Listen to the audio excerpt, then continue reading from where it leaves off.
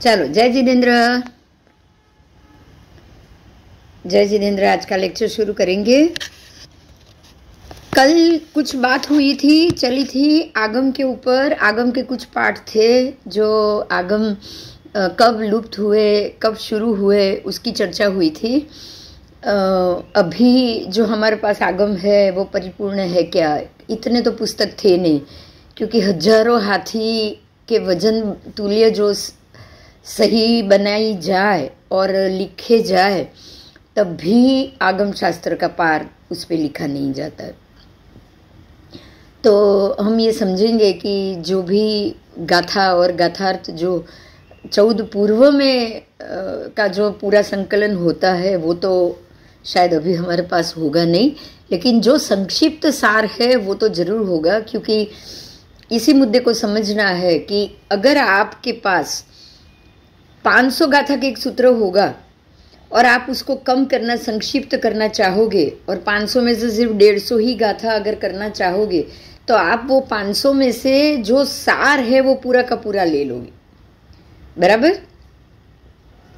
तो यही होता है कि जब भी बड़ी मात्रा की जो गाथा पाठ होते हैं उनमें से अगर छोटा बनाया जाए तो वो पूरा सार उसके अंदर ले लिया जाता है। तो हमें यही समझना है कि अगर हमारे पास आज 45 आगम भी है तो ये संपूर्ण है और संपूर्ण सार हमारे पास। आपको इस बात पे जरूर ध्यान देना है। आपको ये नहीं समझना है कि इसका अर्थ ये हुआ कि आपके पास अधूरा पाठ। तो ये सोच के अगर हम चलेंगे ना तो जो है उसको भी हम पूरा समझ नहीं पाएंगे। तो आगे आज का जो पाठ में जो शुरू हो रहा है वो है मनुष्य क्षेत्र के बाहर की स्थिति। तो मनुष्य क्षेत्र के बाहर क्या सूर्य, क्या चंद्र, उसकी क्या स्थिति है, आज हम ये जानेंगे। मनुष्य क्षेत्र के बाहर क्या स्थिति है। मनुष्य क्षेत्र के अंदर सारा जो ग्रह चंद्रों का चार है वो घूमता है, चर ज्योतिष है, निरंतर घूमता रहता है। उनका स्वभाव ये निरंतर घूमना, और इनके घूमते रहने से ही सारा बदलाव आता है। उत्सर पिणी से अवसर पिणी, अवसर पिणी से उत्सर पिणी, अनंत पुद्गल परावर्त काल तक अनंत पुद्गलों में जो भी द्रव्य से, क्षेत्र से, काल से, भाव से जो बदलाव आता है, पर्याय बदलते हैं, वो इसी कारण बदलते हैं क्योंकि यहाँ पे चर ज्योतिष है। तो जो भी लवण समुद्र के ग्रह, जो 2.5 द्वीप के ग्रह जो है वो चर है। 2.5 द्वीप के बाहर के ग्रह, मानुषोत्तर पर्वत एक मर्यादा आ गई है। मानुषोत्तर के अंदर वाला पूरा एरिया जो 2.5 द्वीप है वो मनुष्य क्षेत्र है। लेकिन मानुषोत्तर के बाहर का जो प्रदेश है, आपको सबसे पहला ही प्रदेश हम लेंगे वो है पुष्करवर द्वीप, बाह्य पुष्करवर द्वीप। बाह्य पुष्करवर द्वीपार्ध जो आधा द्वीप है उसका घेरावा ही 2 करोड़, इसकी परिधि कितनी? 2 करोड़ परिधि। अब आप समझ सकते हैं कि 2 करोड़ का अगर घेरावा है इतनी गोलाई में, पूरा गोल है 2 करोड़ की घेरावा गोलाई में, तो 2 करोड़ के घेरावे गोलाई हो तो उसमें कितने सूर्य चंद्र चाहिए? बोलो। हाँ, तो यहाँ पे माप दिया है, यहाँ पे माप दिया, एक सूर्य से दूसरा सूर्य 1 लाख योजन पे रहेगा, मैक्सिमम 1 लाख योजन, बस। उससे ज्यादा दूर भी नहीं, उससे ज्यादा नजदीक भी नहीं, ये फिक्स रहता है। एक सूर्य से दूसरा सूर्य 1 लाख, उससे तीसरा सूर्य 1 लाख। तो अब आप समझ सकते हैं कि 2 करोड़ को अगर आप 1 लाख से डिवीजन करो, 200, हाँ तो नहीं 200 नहीं, ज्यादा ही होगा शायद। 1 लाख पे 1 सूर्य है तो 10 लाख पे 10 सूर्य हो गए, 1 करोड़ पे 100 सूर्य हुए। हाँ, तो 2 करोड़ पे 200 सूर्य, बराबर बराबर। तो बराबर 200 सूर्य एक के बाद एक लाइन से पंक्तिबद्ध खड़े होंगे। कैसे होंगे? जो ऐसी गोलाई होती है उसमें पंक्तिबद्ध, एक के बाद एक,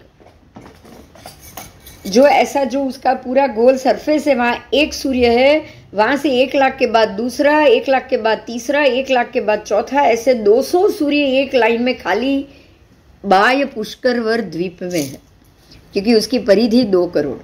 अब उसके जैसे जैसे आप आगे जाते जाओगे परिधि और 3 गुना 3 गुना 3 गुना बढ़ती जाए, क्योंकि उसके बाद वाला जो क्षेत्र है पुष्कर वर समुद्र वो 32 लाख योजन का है। कितना? उससे दुगुना 32 लाख योजन। अब 32 लाख योजन की परिधि उसको 3 से गुणाकार करोगे तो कम से कम 10 करोड़ होगी। कितनी होगी? 11-12 करोड़ के ऊपर जाएगी वो। 32 लाख है तो वो 12 करोड़ की परिधि में और सूर्य चंद्र आ गए, उसके बाद में और सूर्य चंद्र आ गए। समझ में आ रहा है?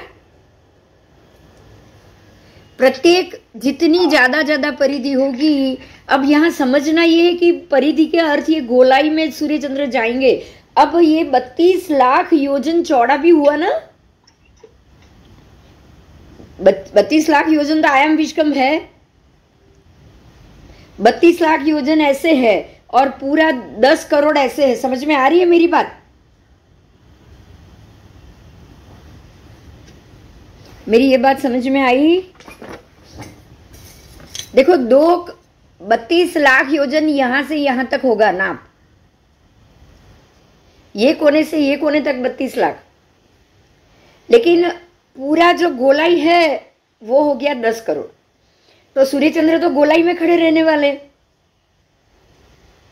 सूर्य चंद्र ऐसे गोलाई में खड़े रहने वाले, एक के बाद एक पंक्तिबद्ध गोल में जाएगा। हर एक क्षेत्र के एक ही लाइन में सूर्य चंद्र जाएंगे और वो स्थिर रहेंगे। मतलब कि मनुष्य क्षेत्र के बाहर जितने भी चंद्र है वो सर्वदा अभिजीत नक्षत्र में ही पाया जाएगा। नक्षत्र 28 है, हर एक चंद्र के एक सूर्य के। लेकिन सूर्य चंद्र किसके नक्षत्र के साथ रहेंगे? यहाँ तो घूमते रहेंगे, वहां घूमते नहीं रहेंगे। वहां चंद्र हमेशा अभिजीत नक्षत्र में और सूर्य हमेशा पुष्य नक्षत्र में ही वर्तमान रहता है। कोई दूसरे नक्षत्र में कभी नहीं जाएगा क्योंकि वहां स्थिर है। ठीक है, सब स्थिर है, नक्षत्र भी स्थिर है, ज्योतिष, सूर्य चंद्र ग्रह, बस सब तारा सब स्थिर है।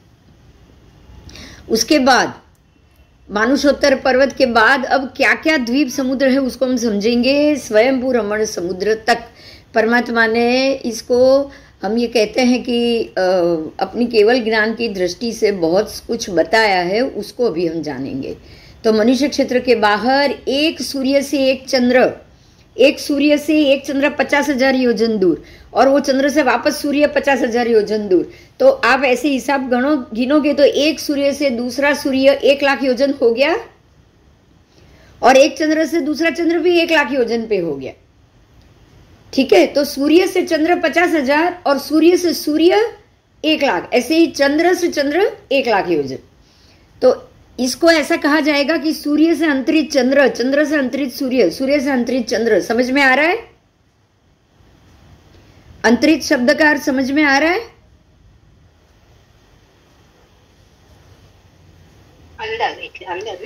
अंतर में, सूर्य के बाद जो दूसरा अंतर में आएगा वो चंद्र ही आएगा, उसके बाद सूर्य ही आएगा। ऐसा मतलब सूर्य से अंतरित चंद्र है और चंद्र से अंतरित सूर्य। ठीक है, तो ऐसा कहा जाता है। और तो अब ये सूर्य किस प्रकार के हैं? तो सूर्य और चंद्र का प्रकाश मिक्स हो जाता है, क्योंकि सूर्य का प्रकाश तो इस तरफ 1 लाख, इस तरफ 1 लाख, बहुत लंबे तक जाता है। तो उसमें चंद्र का प्रकाश मिक्स हो गया 50,000 में ही। तो दोनों का प्रकाश मिक्स हो जाने के कारण अनेक वर्ण उसमें से उत्पन्न हो जाती है। अनेक वर्ण वाली प्रकाश रूप लेश्या। ऐसे चंद्र से सूर्य अंतरित होने के कारण चित्र अंतर, उसको क्या कहा जाएगा? हम चित्र विचित्र बोलते हैं ना, रंग। अगर कोई एक रंग ना हो तो हम चित्र विचित्र बोलते हैं कि नहीं? चित्रड़ा भमड़ा अपने भाषा में होता है कि नहीं होता है? तो ऐसे चित्र अंतर कहा जाता है।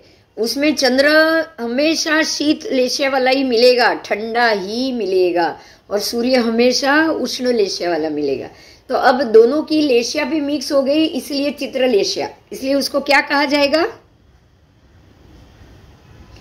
चित्रलेशिया। चंद्र की लेशिया सुख लेशिया है और सूर्य की लेशिया को चंद्र लेशिया कहा गया। तो मनुष्य क्षेत्र में जो चंद्र सूर्य ग्रह नक्षत्र तारा रूप जो देव हैं वो ऊर्ध्वोपपन्नक नहीं होते। ये देव ऊर्ध्वोपपन्नक नहीं होते। ऊर्ध्व में जाने वाले, अधो में आने वाले, मतलब जो ज्योतिष चक्र ऊर्ध्व में भी गति करता है, अधो में भी गति करता है, लेकिन यहाँ नहीं होगा ऐसा। उसके बाद चारोपपन्नक भी नहीं होते। चारोपपन्नक का मतलब चार करने वाला, घूमने वाला। तो ये तो बिल्कुल चार स्थिति का अभाव है यहाँ पे।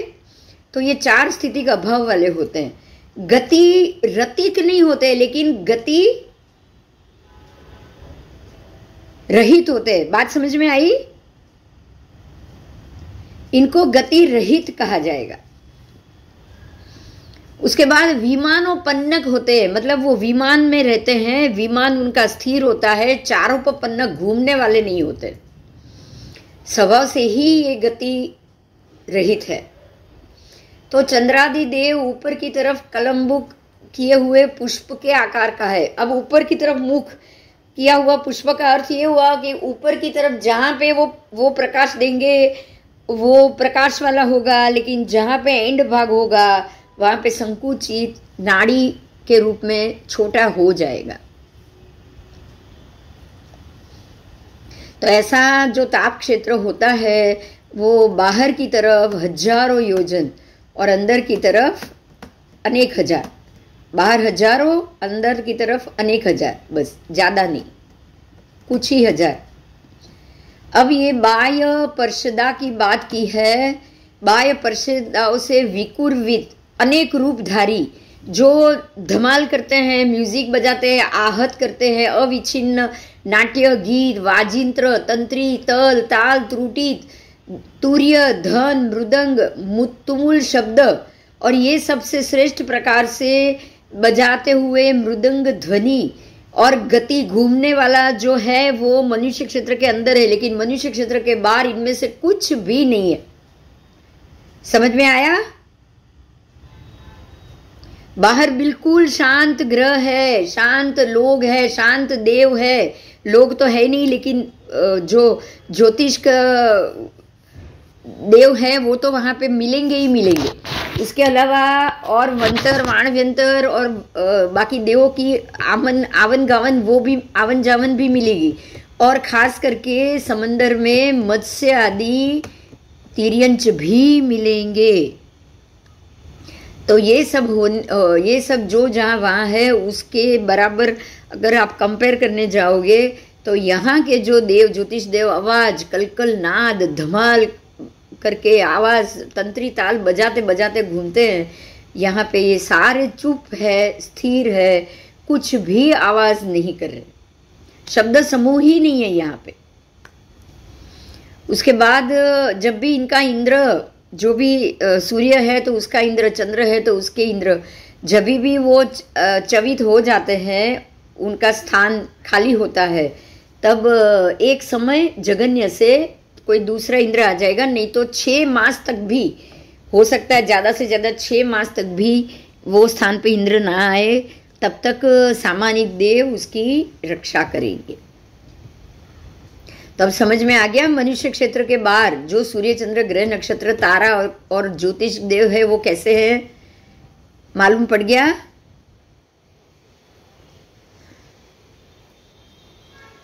पकी हुई ईंट होती है ना, पकी हुई ईंट को पकाया जाता है निभाड़े में, बिल्कुल उसके जैसे ही आकार के संस्थित होके 1 लाख योजन वाला ताप क्षेत्र।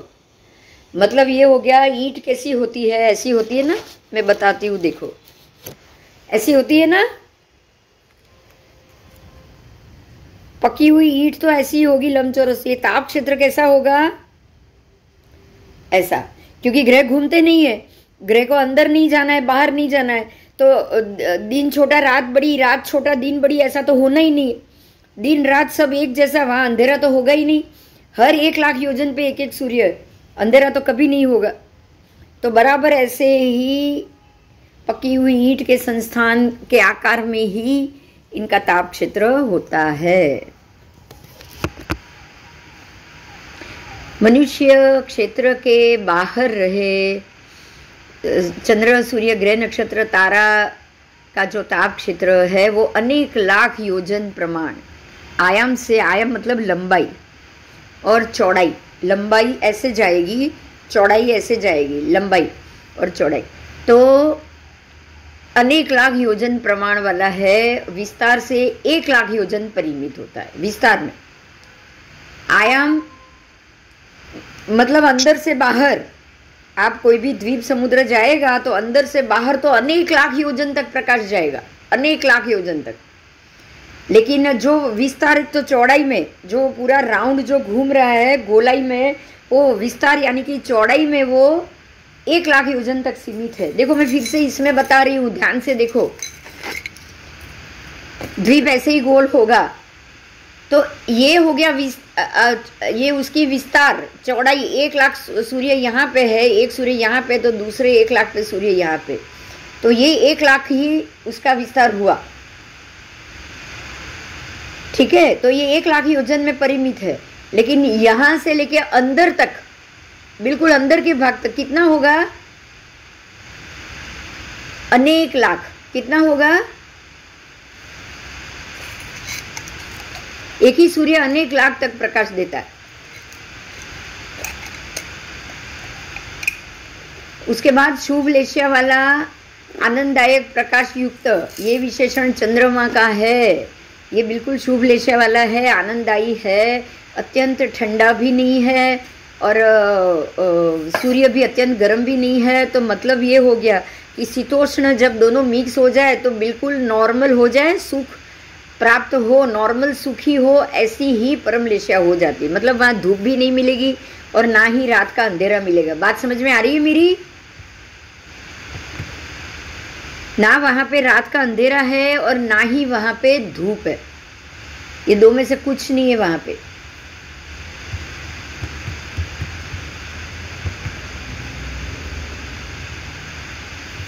तो मंद आतप लेशिया, अनति उष्ण स्वभाव वाली, तड़का रूप जो धूप आती है, ऐसी लेशिया, ये सब कुछ यहाँ नहीं होता।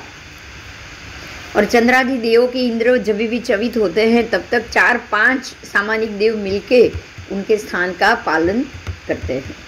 आओ अब पुष्करवर द्वीप के बाद पुष्करोद समुद्र, जो मैंने बोला आपको 32 लाख योजन ऐसे है चौड़ाई में, और गोलाई में तो ये कम से कम 10 करोड़ ऊपर हो गई उसकी।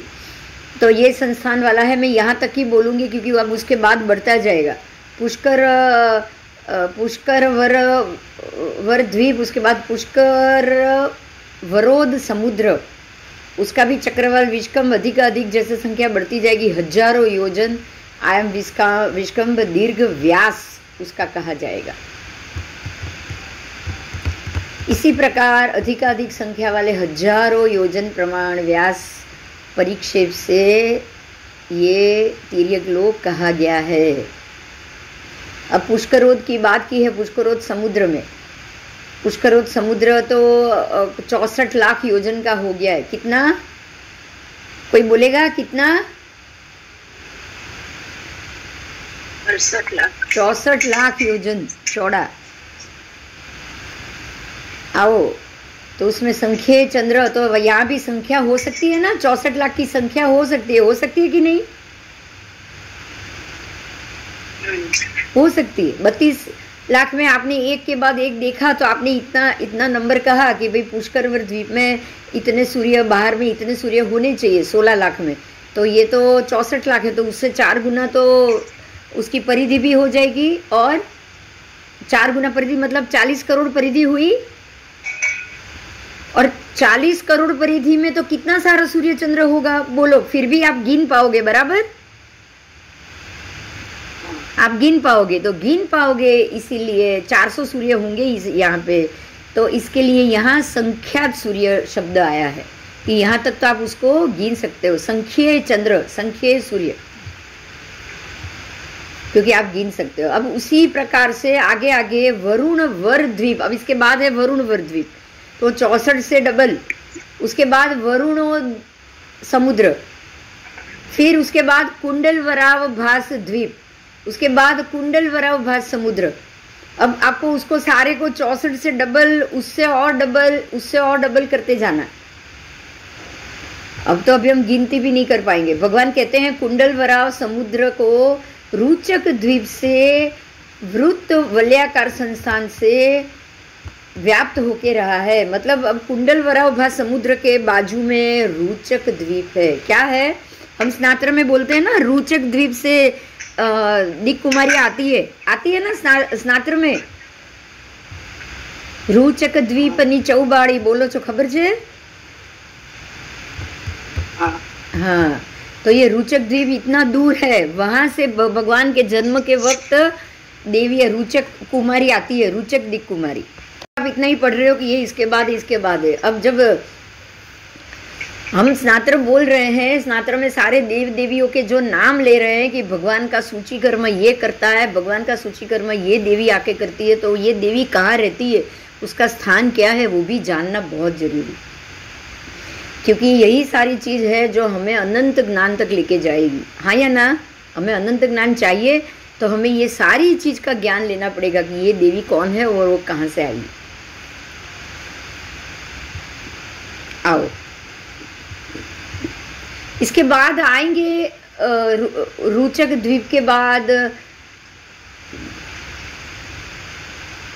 असंख्येय योजन परिमित। इसका व्यास तो आप गिन भी नहीं पाओगे। इसका व्यासमान मतलब अब इसकी परिधि करोड़ों करोड़ों को क्रॉस करके चली गई है। 3 गुनी व्यास की समीप की परिधि भी असंख्येय योजन परिमित कही गई है। मतलब इसको असंख्येय योजन नाम दे दिया है। तो उसमें भी रुचक द्वीप में फिर भी आप संख्यातीत, चंद्र तो संख्यातीत ही होंगे, आप गिनती कर सकते हैं, लेकिन परिधि आगे आगे अब्बज के ऊपर चली गई, इसलिए हमारे पास उसके शब्द नहीं है। तो यहाँ भी आपको ऐसे ही सूर्य चंद्र मिलेंगे जो स्थिर है, और हर एक 1 लाख के बाद एक सूर्य। अब इसके बाद 5 देवता वाले द्वीप है।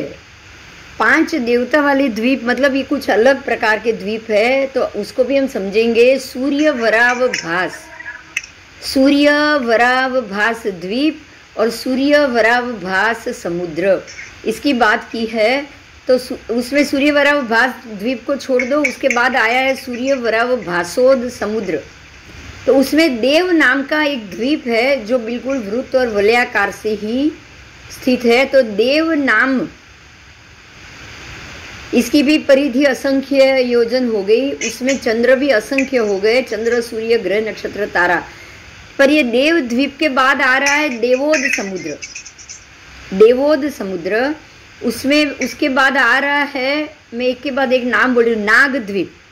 नाग द्वीप के बाद नागोद समुद्र, ठीक है। उसके बाद यक्ष द्वीप और यक्षोद समुद्र, सारे एक दूसरे से दुगुने दुगुने। उसके बाद भूतोद द्वीप और भूतोद समुद्र, भूत द्वीप भूतोद समुद्र। उसके बाद ये 5 देव द्वीप आने के बाद स्वयंभू रमण समुद्र आता है। स्वयंभू रमण समुद्र, और यानी कि ये 5 देवादि जो 5 द्वीप और देवोदादि 5 समुद्र, मतलब जितने द्वीप है उतने ही जो 5 समुद्र है वो सारे एक समान है। इसमें कोई 3 गुना नहीं बढ़ रहा है। ये बात समझ में आई मेरी? ये जो द्वीप है ना, जैसे कि एक के बाद एक उसकी जो व्यासमान है वो बढ़ता जाता है, लेकिन यहाँ पे एक समान बोला है। 5 द्वीपों को एक समान माप, और 5 जो उसके जो समुद्र है वो भी एक समान। उसमें जो एक के बाद जो डबल बढ़ना चाहिए या त्रिप्रत्यवतारता उसको कहा जाता है, वो बढ़ना चाहिए, ऐसा यहाँ पे नहीं हो रहा है, ठीक है। अब इसके बाद असंख्य जम्बू द्वीप। जम्बू द्वीप भी असंख्य, देव द्वीप एक ही होता है, देव द्वीप एक ही है, लेकिन जम्बू द्वीप असंख्य कहे गए। देव द्वीप, देव समुद्र, नाग द्वीप, नागोद समुद्र, यक्ष द्वीप, यक्षोद समुद्र, भूत द्वीप, भूतोद समुद्र, और लास्ट में स्वयंभू रमण द्वीप और स्वयंभू रमण समुद्र। ये 10 के 10 एक ही आकार वाले हैं, ये याद रहेगा। अंतिम जो 5 है वो एक ही आकार के हैं, इसमें कोई डबल बढ़ना, 3 गुना बढ़ना, ऐसा कुछ नहीं है, ठीक है, आपके अभी बाहर के स्वयंभू रमण समुद्र अंतिम है, यहाँ तक का पूरा कथन खत्म हुआ। अब ये स्वयंभू रमण समुद्र आने के बाद तिर्यक लोक समाप्त हो जाता है और उसके बाद सीधा अलोक आएगा। क्या आएगा? क्योंकि तिर्यक लोक का जो ये जो स्क्वायर है ना, वो सिर्फ एक रज्जू है। एक रज्जू कितना? आओ देखो, ये बराबर अति मध्य में जम्बू हुआ, दिख रहा है? और ये कोने से ये कोने तक तिर्यक लोग आपको ये जम्बू, ये गोल जम्बू है, उसके बाद ऐसे ही गोल दूसरा, फिर तीसरा, फिर चौथा, फिर पांचवा, सारे द्वीप समुद्र ऐसे गोल गोल गोल गोल गोल घूमते घूमते घूमते घूमते लास्ट वाला आ गया स्वयंभू रमण समुद्र, जो अब ये एरिया से बाहर कुछ नहीं जाएगा। केम नहीं આવ્યું? હું બતાડી તો રહી છું। હા, કેમ આમાં તો દેખાઉં છું હું। ના તો પછી પાછી એકવાર નીકળીને આવું, પાછી આવું। મને તો આમાં દેખાય જ છે, મને પોતાને જ મારું પિક્ચર દેખાય છે। જો આ બરાબર એક રજ્જુ, આમથી પણ એક રજ્જુ ને આમથી પણ એક રજ્જુ, સમજમાં આવ્યું હવે?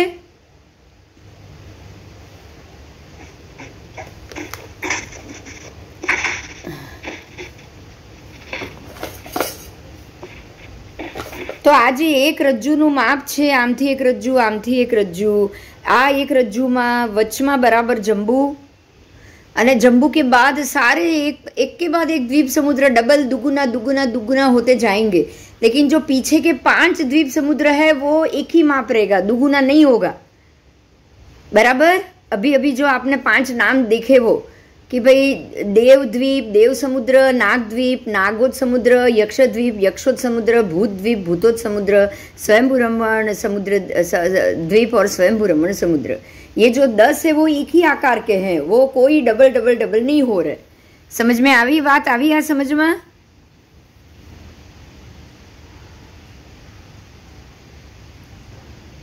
अने जैसे ये खत्म हो जाएगा, एक रज्जू इस तरफ, एक रज्जू इस तरफ, दोनों तरफ एक एक रज्जू बढ़ेगा ना।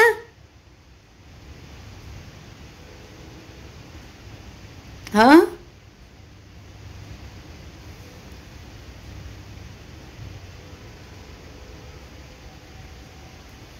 तो लास्ट जो आएगा, लास्ट एंड स्वयंभू रमण समुद्र का एंड ऐसे गोलाई में, उसके बाद पूरा अलोक है। क्या है?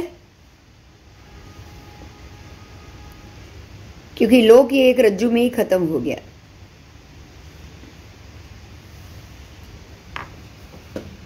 अभी कुछ और जो प्रैक्टिकल बात शुरू हो रही है उसको समझेंगे कि गौतम स्वामी ने प्रश्न किया है, सूर्य प्रज्ञप्ति का ये प्रावृत है कि हे भगवान, कितने प्रकार से, किस आधार से आप चंद्रादि का अनुभव कह रहे हैं? तो परमात्मा कह रहे हैं कि चंद्रादि के अनुभव में भगवान क्या कह रहे हैं उसको हम सुनेंगे। लोग क्या कह रहे हैं परमात्मा ने पहले ये बताया, लेकिन परमात्मा कह रहे कि हूँ एम कहूँ छू।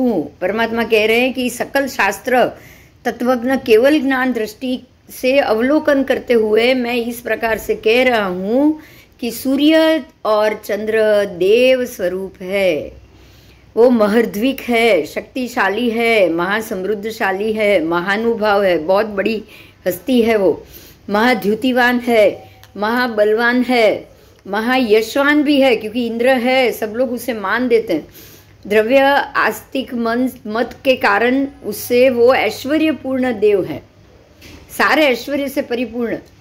पहले उत्पन्न हुए और अपने आयुष्य का क्षय होने के बाद वो चवित होते हैं।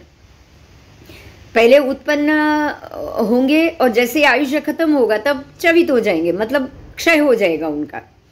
तो उत्पन्न होके वो अपने स्थान में आते हैं, वहाँ पे जितना दिन रहना है रहते हैं, उसके बाद वहाँ से वो चवित होके आयुष्य क्षय होने से ही वो वहाँ से बाहर निकल जाएंगे।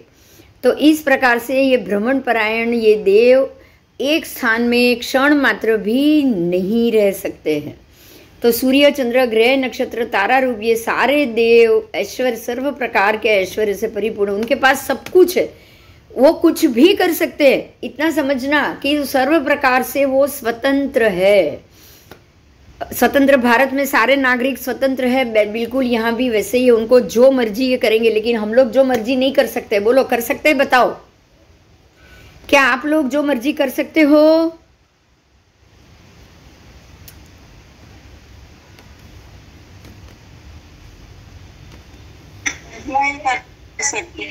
हाँ, आप नहीं कर सकते, लेकिन ये देव अपनी जो मर्जी वो कर सकते हैं, जो मर्जी करा सकते हैं, जो मर्जी किसी का काम बिगाड़ भी सकते हैं।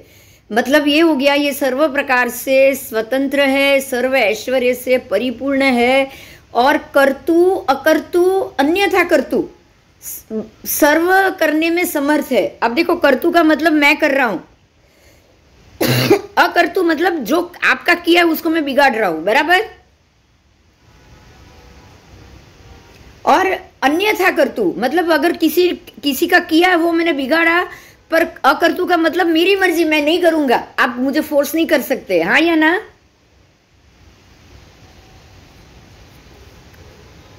तो वो सर्व करने में समर्थ है।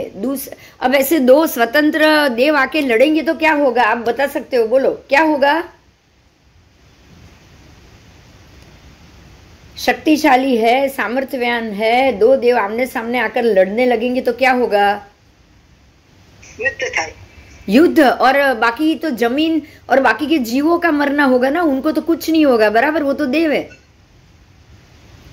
तो नाश किसका होगा? उनका तो नहीं होगा बिल्कुल, वो तो अपने आयुष्य पूरा करके ही जाने वाले। तो नाश किसका होगा बताओ?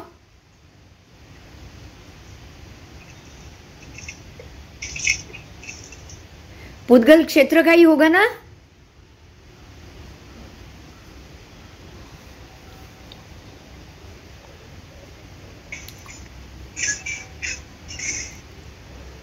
मतलब ये हुआ कि अगर बिजली गिरानी है तो इनको कोई हवा पानी चाहिए।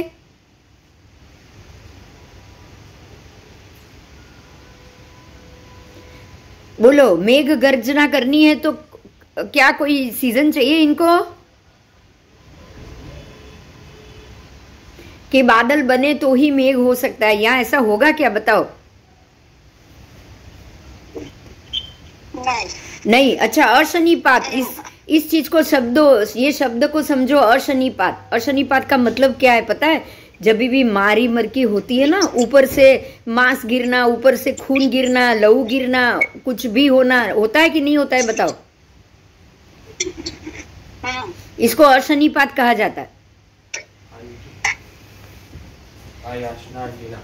उसके बाद जैसे प्लेग जैसा हो और कुछ ज्यादा बड़ा हो तो इतने रोग हो, लोग मरते जाए पटपट, मारी मरकी, या फिर अगर कोई ऐसे देवताओं का कोप मिले और जो पूरी पृथ्वी और उस लोगों को परेशानी करे, तो ये सारी चीज के लिए क्या कोई मौसम या किसी की जरूरत है?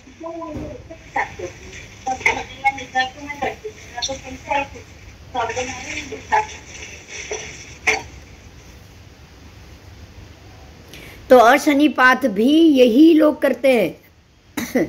इसका अर्थ ये हुआ कि ये देव कुछ भी करने में समर्थ है और सर्वथा स्वतंत्रपणा से क्षण क्षण में जगत में नवीन करते रहते हैं।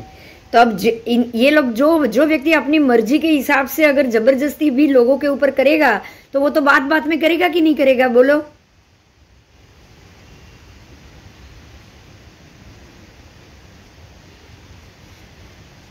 तो जब मर्जी मेघ गर्जना, जब मर्जी बिजली गिराए, जब मर्जी अशनिपात करे, जब मर्जी मृत क्लेवर गिराए, मारी मरकी करे, तो इससे क्या होगा?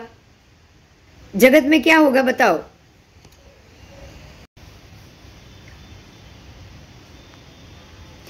तो ये हुआ कि ये देवताओं की यहाँ पे फल सूची बताई, देवताओं की शक्ति बताई, ग्रह नक्षत्र के जो भी पांचों ग्रह, सूर्य चंद्र ग्रह नक्षत्र तारा, पांचों ज्योतिष चक्र के जो भी देव है वो सब, ध्यान दीजिए, ये परमात्मा कह रहे कि ये जो भी पांचों ग्रह नक्षत्र, तारा, सूर्य चंद्र, ये सब के जितने भी देव हैं वो सारे ऐश्वर्य से परिपूर्ण, सारे स्वतंत्र, सारे कर्तु अकर्तु अन्यथा कर्तु करने में समर्थ, और जब भी ये अपनी मर्जी हो उस हिसाब से जगत को नया नया बनाते रहते हैं।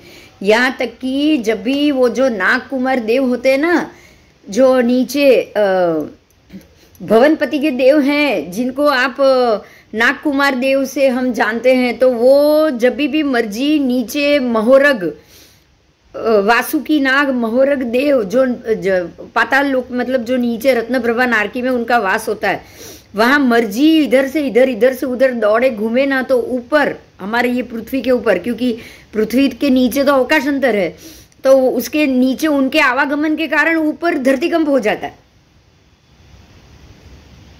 ये आप हमारे आगम कह रहे हैं। कौन कह रहे हैं पता है? आगम कह रहा है 3 कारण से धरतीकंप होता है। एक तो वो जो घनोदधिक घनवात है उसमें वायु की क्षुब्ध होने के कारण, अगर वायु में घटतपन हुआ या बड़ा हुआ या पानी बढ़ गया या वायु बढ़ गया, तो उसके कारण परपोटा होते कि नहीं होते पानी में।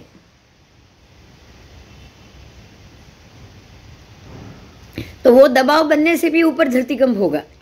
और ऐसे महोरग देव जो इधर उधर घूमते रहेंगे उससे भी ये धरतीकंप होगा। और नीचे ये सारे देवों के बीच में संग्राम होता है, भवनपतियों के बीच में, उसमें भी भवनपति, किलबिषक देव, फिर जैसे चमरेंद्र का उत्पात, ये सारे उत्पात मचाते रहते हैं। तो जब इनका उत्पात होगा तब भी ऊपर क्या होगा? धरतीकंप होगा। तो धरतीकंप होने के ये 3 बड़े कारण। अब समझ में आ रहा है कि ये देव, अगर कहीं बिजली भी गिरी है ना, तो समझ लो कि ये किसी देव का ही पराक्रम। ये मुद्दा समझ में आ गया? आपको ये बात समझनी ही समझनी कि इसके अलावा कोई और है ही नहीं। बस बिना बात बारिश बर्फ करा गिरा कि नहीं गिरा? अभी अंबाजी में बर्फ गिरा कि नहीं गिरा? अब ये सीजन है क्या कि वहां पे बर्फ गिरे? बताओ।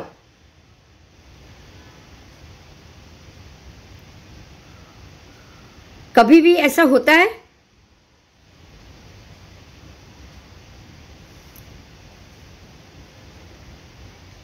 तो होने का कारण क्या हुआ? कुछ भी नहीं।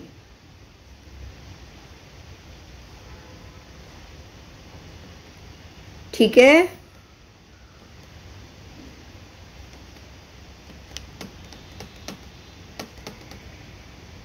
चलो अभी इसके बाद का लेंगे टॉपिक। ये समझ में आ गया ये करने में कौन कारण है? आओ देखो, अभी यहाँ आपके सामने एक पिक्चर आया है, देखो।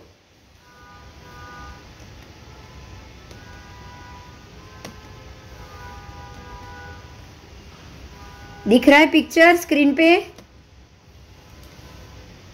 हाँ हाँ हाँ। आओ, पिक्चर तो इतना ही है, लेकिन आपको है ना ये पूरा, जैसे कि ये जम्बू द्वीप है गोल, बराबर।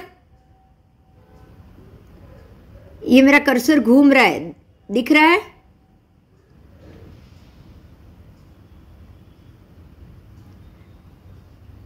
ये मेरू पर्वत है, ये जो गोल है, और बराबर उससे 48,000 योजन दूर पहला चंद्रमंडल। क्या है ये?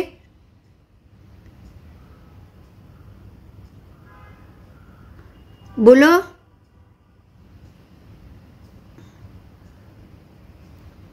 ज्योतिष चक्र है। हाँ, ज्योतिष चक्र में चंद्र के 15 मांडले। तो ये हुआ मेरू। और मेरू ये लवण और जम्बू का एरिया है, जहां से आपको इतना नहीं समझना है, ऐसा पूरा गोल समझना है, बराबर? समझ में आया? हाँ,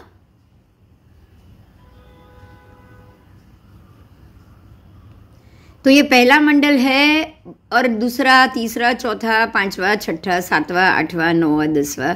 इसमें से पहले 5 जो है, 1, 2, 3, 4, 5, वो जम्बू द्वीप के अंदर है, और यहाँ से लवण शुरू हो जाता है, ये एरियाज। और पीछे के जो 10 है ना, वो 10 के 10 लवण समुद्र में। कहाँ पे? लवण में। ये 10 लवण में, आगे के 5 ही जम्बू में और पीछे के 10 लवण में। तो देखो धीरे धीरे ये एरिया बाहर आ रहे हो तो गोलाई बढ़ रही है, राउंड बड़ा हो रहा है। इसको कछुआ छाप अगरबत्ती की तरह समझो। હા બરોબર બહાર આવે છે. बस कछुए की तरह समझना है, अंदर का छोटा है अभ्यंतर मंडल, बाहर का बड़ा है, बराबर.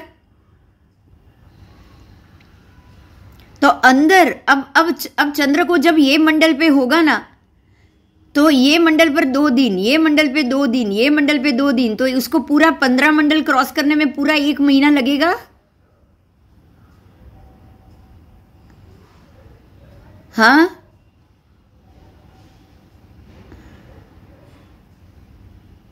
लेकिन चंद्र क्या करता है पता है?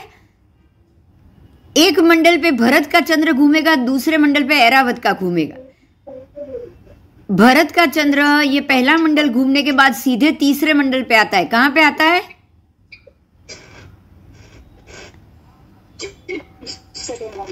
और तीसरा मंडल भी घूमने के बाद सीधे 5वें मंडल पे आता है. और ऐसे में ऐरावत दूसरे मंडल पे ऐरावत का घूम रहा है, तो ऐरावत दूसरे के बाद सीधा चौथे पे आएगा. तो यही कारण है कि दोनों चंद्र अलग अलग मंडल पे हर 2 दिन बाद घूमेंगे. तो ऐसे एक एक मंडल छोड़ के अगर भरत का चंद्र घूमेगा तो 15 मंडल वो खाली 15 दिन में ही खत्म करेगा ना. एक मंडल पे 2 दिन लगता है, कितना?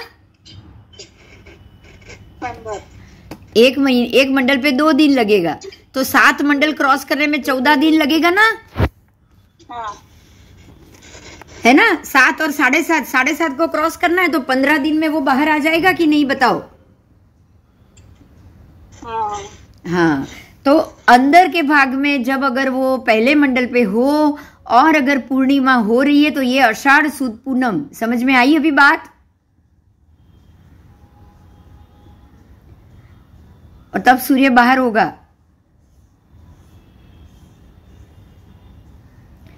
ना.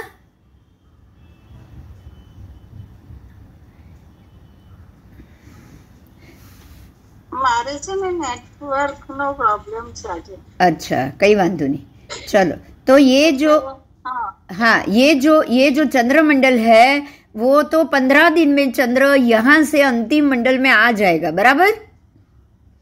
अब आप इसी को सूर्य मंडल भी आपको इसको इसी तरह समझना है. सूर्य मंडल में क्या होगा? ये 1 से 15 नहीं होंगे, 184 होंगे. कितने होंगे एक ही लाइन में? 184. और उसमें से खाली जम्बू द्वीप में आगे के 63 मंडल, 163, वो जम्बू द्वीप के. और बाकी के 118 या कितने बचते हैं 184 में से, वो है उसके बाहर के लवण समुद्र के.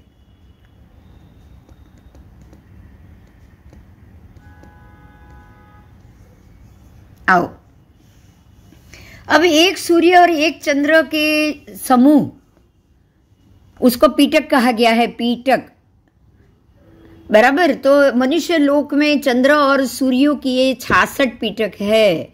एक पीटक में 2 चंद्र और 2 सूर्य, 2 चंद्र और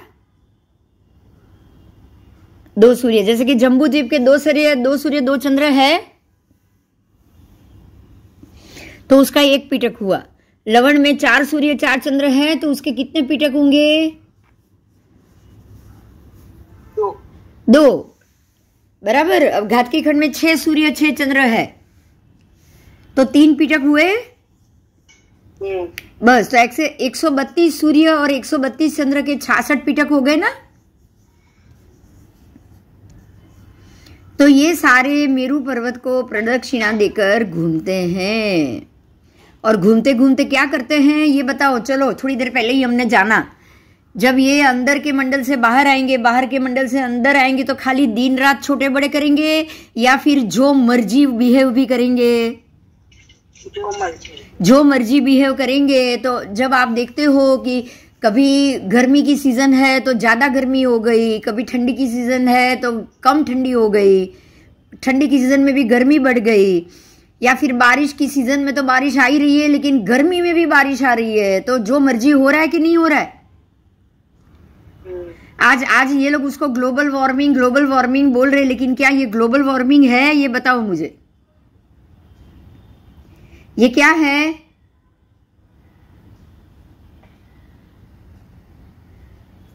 ये सारा ग्रहों की अपनी मर्जी से घूमना ही है ना।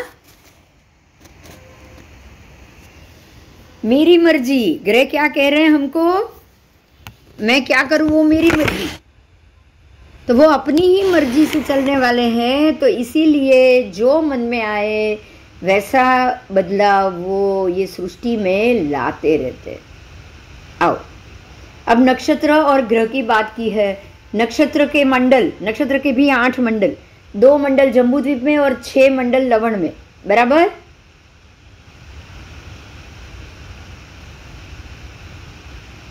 तो ये भी ऐसे ही प्रदक्षिणा क्रम से घूमेंगे गोल मेरू को, है ना। और सूर्य चंद्र भी गोल घूमेंगे, लेकिन वो आगे पीछे चलते जाएंगे। लेकिन सूर्य ऊपर गया, अभी आज ऊपर गया, कल और ऊपर गया, परसों और ऊपर गया, ऐसा नहीं होता है। सूर्य चंद्र ऊपर नहीं जाएंगे, जाएगा कौन, ज्योतिष चक्र। तो वो ज्योतिष चक्र की गति हो गई, वो सूर्य चंद्र की गति नहीं हुई। समझ में आया। ऊपर नीचे कौन जा रहा है,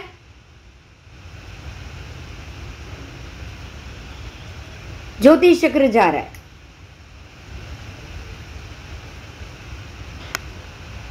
तो ज्योतिष के परिभ्रमण से मनुष्य के सुख और दुख में गति होती है कि नहीं, बोलो। कोई सुखी होता है तो कोई दुखी होता है कि नहीं। ग्रह नक्षत्र के 4 से होता है, हम लोग देख रहे हैं ये होता है। ठीक है। तो अगर वो नजीक होते हैं तो तापमान भी बढ़ता है, और दूर होते तो तापमान घटता है। सूर्य नजदीक होगा जितना हमसे, मांडले में जितना जम्बू के नजदीक होगा तो ताप बढ़ेगा ना। और जितने पीछे लवण के मांडले में चला गया, पीछे के 100 जो आगे के 63 है वो जम्बू में, तो जब 63 में होगा तब यहाँ ज्यादा गर्मी होगी ना।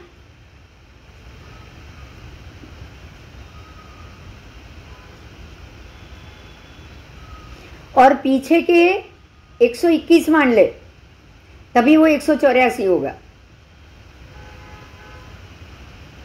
तो पीछे के जो 121 मान ले हैं उसमें क्या 121 भी नहीं होंगे, कम होंगे, क्योंकि मंडल तो 182 ही है।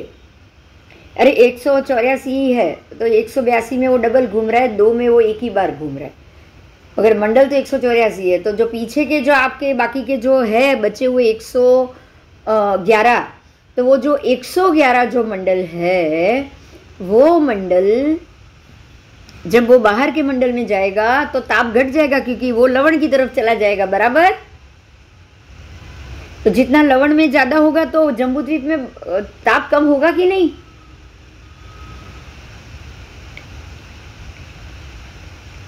अब वो जब जम्बूद्वीप में होता है तो जून महीने में होता है। अब आप नोट करो, तो मार्च से लेके जून तक ज्यादा गर्मी है,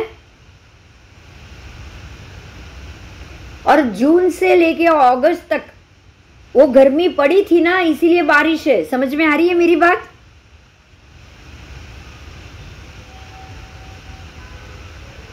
हाँ,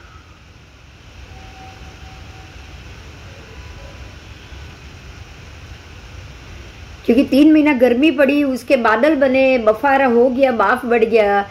यही कारण है कि बारिश तो हो रही है, लेकिन बारिश के साथ साथ गर्मी भी पड़ रही है। मेरी बात समझ में आ रही है कुछ? बराबर। हाँ, तो अब आप देखो, वो 3 महीने में बाहर आ जाएगा। मतलब कब बाहर आ जाएगा? वो सितंबर तक बाहर आ जाएगा। सितंबर के बाद वो लवण में जाएगा। अब आप देखो, सितंबर से लेके जनवरी तक ठंडी है, 22 सितंबर के बाद वो जा रहा है लास्ट मंडल में, लवण में। तो आपको 22 सितंबर से लेके 22 अक्टूबर, 22 नवंबर, 22 दिसंबर, ये 3 महीना क्या ठंडी नहीं मिल रही है?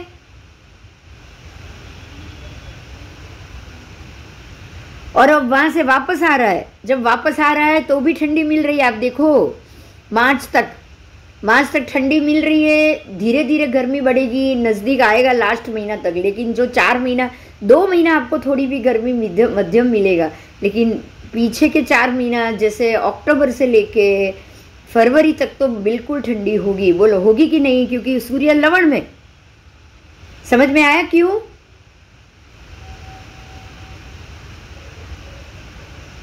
हाँ हाँ, सूर्य लवण समुद्र में। तो इस प्रकार से सूर्य चंद्र की गति हो रही है और इसी प्रकार से तापमान भी बढ़ता और घटता है। ठीक है, तापमान कैसे बढ़ा आपको समझ में आ गया। तो सूर्य का तापमान बढ़ा घटा, लेकिन चंद्र का वधघट किस कारण से हो रहा है? नीचे राहु के चलने के कारण। चंद्र क्षीण होता है, मतलब दिखने में धीरे धीरे धीरे काला दिखता जाता है। क्यों? क्योंकि राहु का विमान चंद्र के नीचे 4 अंगुल नीचे ही गमन कर रहा है, निरंतर गमन। तो प्रत्येक दिन वो राहु चंद्र को ढकता जाता है, इसलिए अमास होती है। और प्रत्येक अमास के बाद वो खुलता जाएगा 15 दिन में, इसलिए पूनम हो रही। तो ये किसके कारण हुआ? राहु के कारण हुआ कि नहीं?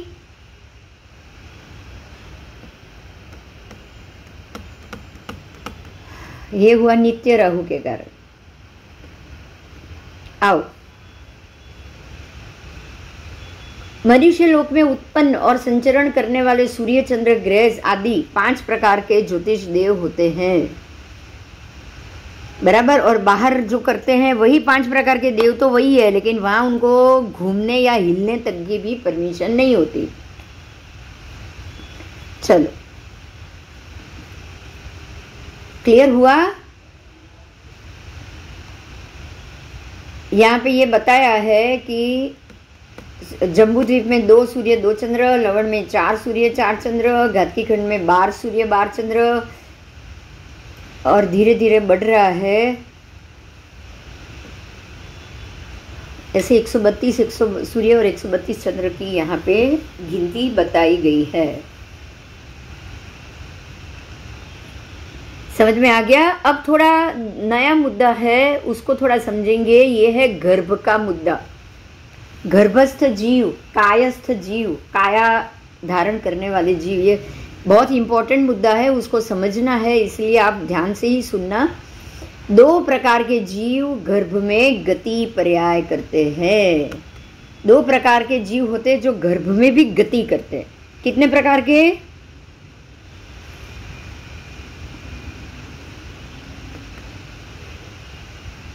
2 प्रकार के जीव है जो गर्भ में गति पर्याय करते हैं, और 2 प्रकार के जीव समुद्घात, गर्भ में समुद्घात करते हैं।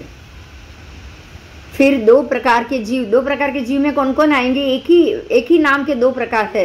एक है पर्याप्ता और अपर्याप्ता। समझ में आया? पर्याप्ता और अपर्याप्ता, पंचेंद्रिय जीव या कोई भी तिर्यंच के पेट में भी जीव गति पर्याय पाते हैं। पर्याप्ता जीव और अपर्याप्ता दोनों जीव गर्भ में ही समुद्घात करते। फिर दोनों जीव, पर्याप्त अपर्याप्त दोनों जीव गर्भ में ही काल संयोग अवस्था का अनुभव करते हैं। उसके बाद 2 प्रकार के जीव, मतलब कि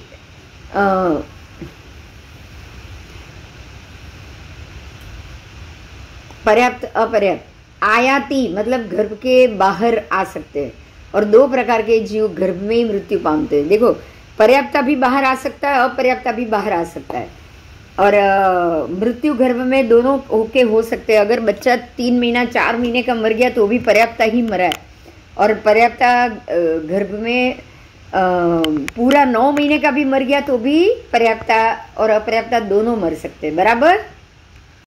जो पर्याप्त और अपर्याप्त को समझो पहले। मान लो कि गर्भ में कोई बच्चा ठहर रहा है, तो जब तक वो 6 पर्याप्ति नहीं करेगा, 6 पर्याप्ति बांधते बांधते उसको अंतर्मुहूर्त लगेगा। हर एक पर्याप्ति अंतर्मुहूर्त की होगी, बराबर। तो जब तक वो बांध ना ले तब तक वो अपर्याप्त है।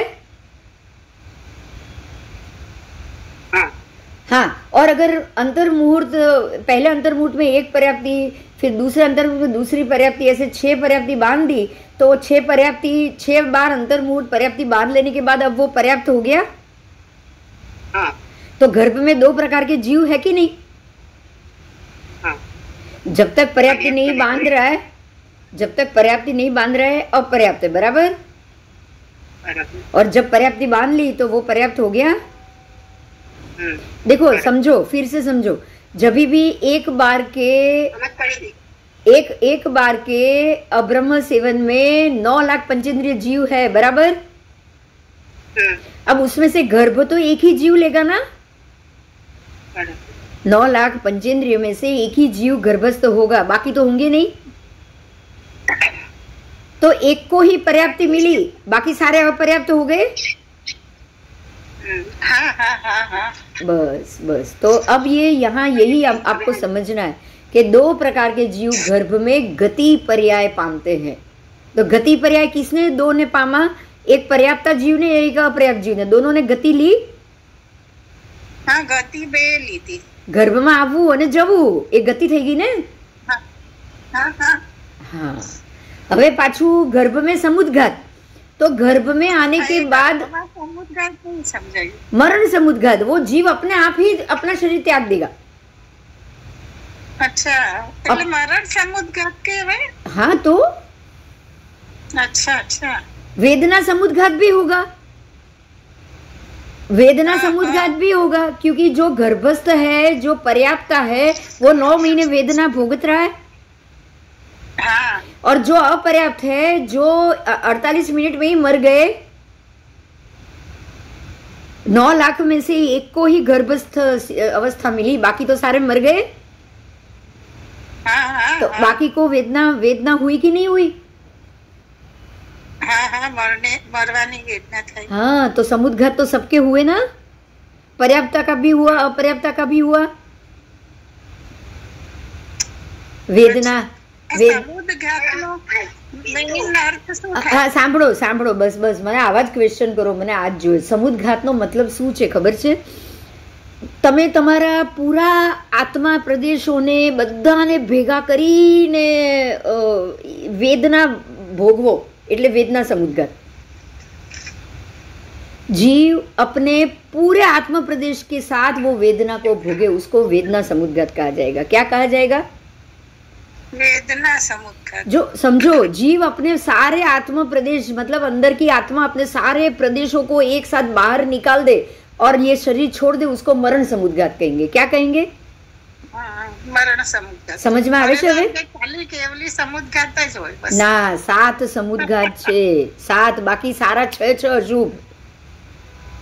એક જ કેવલી समुद्घात જ સારો, બાકી બધા અશુભ। હવે પોતાના પૂરા સંપૂર્ણ આત્માના પ્રદેશોથી જ તમે જ્યારે ઉપયોગમાં લો છો કોઈ વસ્તુને, એને समुद्घात કહેવાય। समुद्घात मतलब શું? સમ ઉદ્ઘાત। તમે દરેકે દરેક પ્રદેશને ઉપયોગમાં લઈ લીધા છે।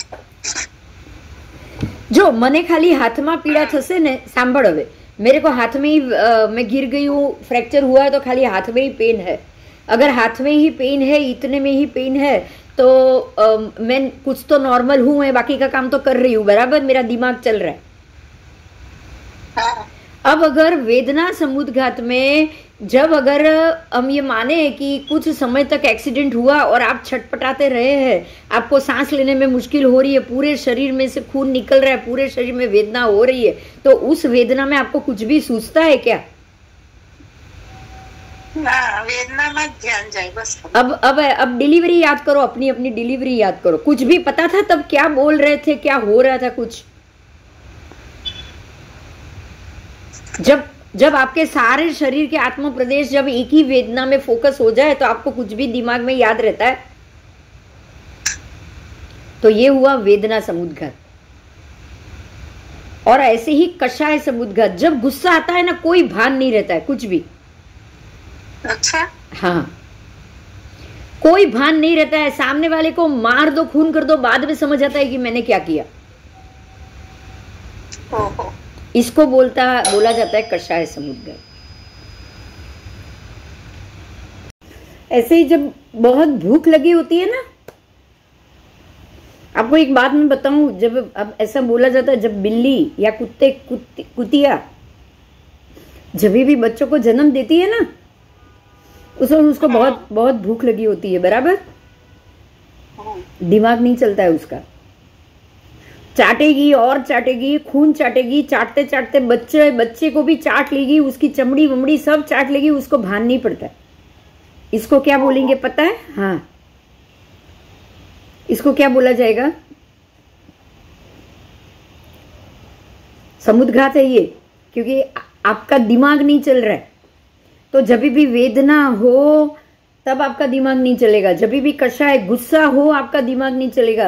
अगर गुस्सा आया और आपने सामने वाले को लड़ाई शुरू कर ली, मारामारी शुरू कर ली, तो आपने आप उसको मार भी दोगे ना, तब भी उसके बाद में जब भान आएगा ना, तब हम बोलते हैं कि पता नहीं आधा घंटा मेरे को क्या हो गया था। ऐसा बोलते कि नहीं लोग? हाँ, एम बोले थे, मैंने खबर ज ना पड़ी मैं कैसे करी। बस, तो ये जब आपको नहीं समझ में आ रहा है ना, वो पोर्शन है समुद्घात। આપઘાત કરે એ પણ કઈ? हाँ, वो भी मरण समुद्घात। ये मरण समुद्घात આપઘાત કરે છે। એને પૂરા પોતાના આત્મ પ્રદેશોને શરીરમાંથી એને બહાર કાઢવા છે, બસ। તો આપઘાતમાં તો વેદના બી આવી ગયો, સमुद्घात કશાય બી આવી ગયા, બધા ઘણા સાથે 6 समुद्घात આવી જશે એમાં। અને મરણ સमुद्घात તો દરેક જીવ કરવાનો જ છે। આપણે શું એકેન્દ્રિય પણ કરે છે। આ એકેન્દ્રિય પણ જે જગ્યાએ પોતાના શરીર, સમજો વનસ્પતિ છે ને, આપણા વનસ્પતિ શાક સમારીએ છીએ અથવા ફ્રૂટ સમારો છો, તો ફ્રૂટ જયારે સમારો છો ત્યારે તો અંદર જીવ છે। સમાર્યા પછી તમે જો 1 કલાક કરીને આખું ઢીલું નરમ પડી જશે એનું શરીર વરીર બધું। અચ્છા, હા। કેમ એને અચિત થઈ ગયું? હવે પહેલા સચિત હતું, હવે અચિત થઈ ગયું, તો એ સચિતના અચિતમાં શું ફેર પડ્યો? જીવ નીકળી ગયું। હા, મરણ સमुद्घात કર્યું। જે વનસ્પતિ અંદર હતી, દાડમ તો દાડમ અને સફરજન તો સફરજન, એ સફરજને શું કર્યું? એના જેટલા પ્રદેશ, જેટલા જીવ હતા ને, એ બધાએ મરણ સमुद्घात કર્યું। એટલે કે હવે આ સફરજનને છોડી દીધું। સમજાયું? બરોબર। અંદરથી જે જીવ હતો એ પોતે પોતાના બધા આત્મપ્રદર્શન લઈને બહાર નીકળી ગયો। એ બહાર નીકળી ગયો એટલે હવે એ કલાકની અંદર તો એ એકદમ છૂટું પડી જશે। તો આને કહેવાય મરણ સमुद्घात। હવે ધ્યાન દો, હજી હવે આ વાત નીકળી છે એટલે એક વધારે મુદ્દો કહું છું। ભગવાને શું કીધું છે ખબર છે? મન વિચલિત ન થાય એવી રીતના દરેક કામ કરવાના છે। अने यही कारण है कि आपको ये पता होगा, परमात्मा ने कभी 1.5 मासी में भी खत्म कर दिया, तब 5 महीने और 25 दिन में भी पाना किया है कि नहीं किया? हाँ, उन्होंने 2 मासी का इंतजार नहीं किया है। क्यों? क्योंकि मगज न चाले त्यां सुधी भूखा नहीं रहवानुं। सीधी बात। તમે જે પણ તપ કરો છો, તમે જે પણ, અચ્છા, આ વિશ્વભૂતિ અણગાર નિયાણું ક્યારે બાંધે? નિયાણું બાંધ્યું ત્યારે એમને થયું હશે ને, મારું મગજ જ નહીં ચાલ્યું। કશાય समुद्घात આવ્યો કે નહીં? એને કહેવાય કશાય समुद्घात। કારણ કે દ્વેષ આવ્યો, પિતરાઈ ભાઈ હસ્યો એટલે દ્વેષ આવ્યો કે તું મારી શક્તિ માટે હશે, તને ખબર નથી હજી મારી પાસે શું શક્તિ હશે। એને કશાય समुद्घात કહેવાય। બરાબર? ચલો હવે આગળ જવું। તો જીવ ગર્ભમાં समुद्घात શું? બધે જ જીવ समुद्घात કરે, તો ગર્ભમાં બી समुद्घात તો થવાનો જ છે। પર્યાપ્તાનો થવાનું છે ને અપર્યાપ્તાનો તો આમ જ થવાનો છે 48 મિનિટની અંદર। એને समुद्घात કહેવાય। बराबर? હવે 2 प्रकार के जीव काल संयोग अवस्था का अनुभव करे, तो काल संयोग तो दोनों को मिला। जो पर्याप्ति को ले रहा है, पर्याप्ता को कुछ महीनों का संयोग मिला, अपर्याप्ता को 1-2 घंटे का समय मिला ना। लेकिन 48 मिनट, 1 मुहूर्त तक तो मिला, 2 मुहूर्त तक तो मिला ना उनको। तो ये है काल संयोग। अब 2 प्रकार के जीव गर्भ में से बाहर आते हैं। आप देखो, जब गर्भपात भी कराते हैं ना, तो सीधे वो बाहर आने का ही रास्ता तो एक ही है। तो अपर्याप्त हो गया, पर्याप्त को भी अपर्याप्त कर दिया।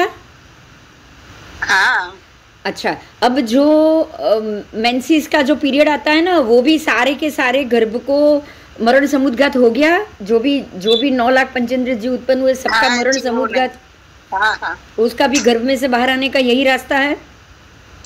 और अगर पर्याप्त जीव है, पंचेंद्रिय पर्याप्त, बच्चा बाहर आ रहा है तो भी यही से ही बाहर आ रहा है। तो बाहर आने में भी दोनों है, 2 प्रकार के जीव, पर्याप्त भी है और अपर्याप्त जीव। तो दो प्रकार के जीव गर्भ में मृत्यु को प्राप्त करते। तो मृत्यु भी आ गया ना, मैंने पहले ही बोल दिया। हाँ। दो प्रकार के जीव शरीर, चमड़ी और संधि बंधन वाले।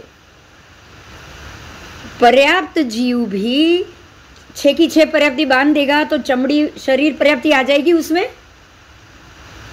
हाँ। और संधि बंधन भी आ जाएगी, क्योंकि शरीर बांधा है तो हड्डी वड्डी वो सब बांधना भी शुरू हो जाएगा उसका। हाँ। और अपर्याप्त भी जब तक उसकी 48 मिनट ना हो तब तक पहली 3 पर्याप्ति जरूर बांधता है, बराबर। हाँ। आहार, आहार पर्याप्ति, शरीर पर्याप्ति और आहार, मैं बोलूं शरीर, आहार शरीर, आहार शरीर इंद्रिय पर्याप्ति 3 बांधता है ना। हाँ। आहार पर्याप्ति, शरीर पर्याप्ति, इंद्रिय पर्याप्ति। तो अगर ये 3 बांध दी उसने तो शरीर, चमड़ी और संधि बंधन तो हो ही गया। हाँ। पर 48 मिनट में वो आगे की श्वासोच्छ्वास नहीं बांध पाता। चौथी એના પહેલા મરી જાય, એના પહેલા એ મરી જાય, શ્વાસોચ્છ્વાસ બાંધી જ નહીં શકે, પણ આગળની 3 બાંધી એટલે શરીર, ચામડી અને સંધિ બંધન વાળો તો એને કહેવાય જ, કારણ કે એટલી 48 મિનિટ સુધી એટલું બાંધી જ લીધું છે। आओ, मनुष्य और तिर्यंच पंचेंद्रिय। તો ઘણાને તો 5 મહિને ને એવું થાય તો એનો શ્વાસોશ્વાસ તો ચાલુ થઈ ગયો। એ તો पर्याप्त जीव मरी गयो। હા, એ पर्याप्त मरी गयो।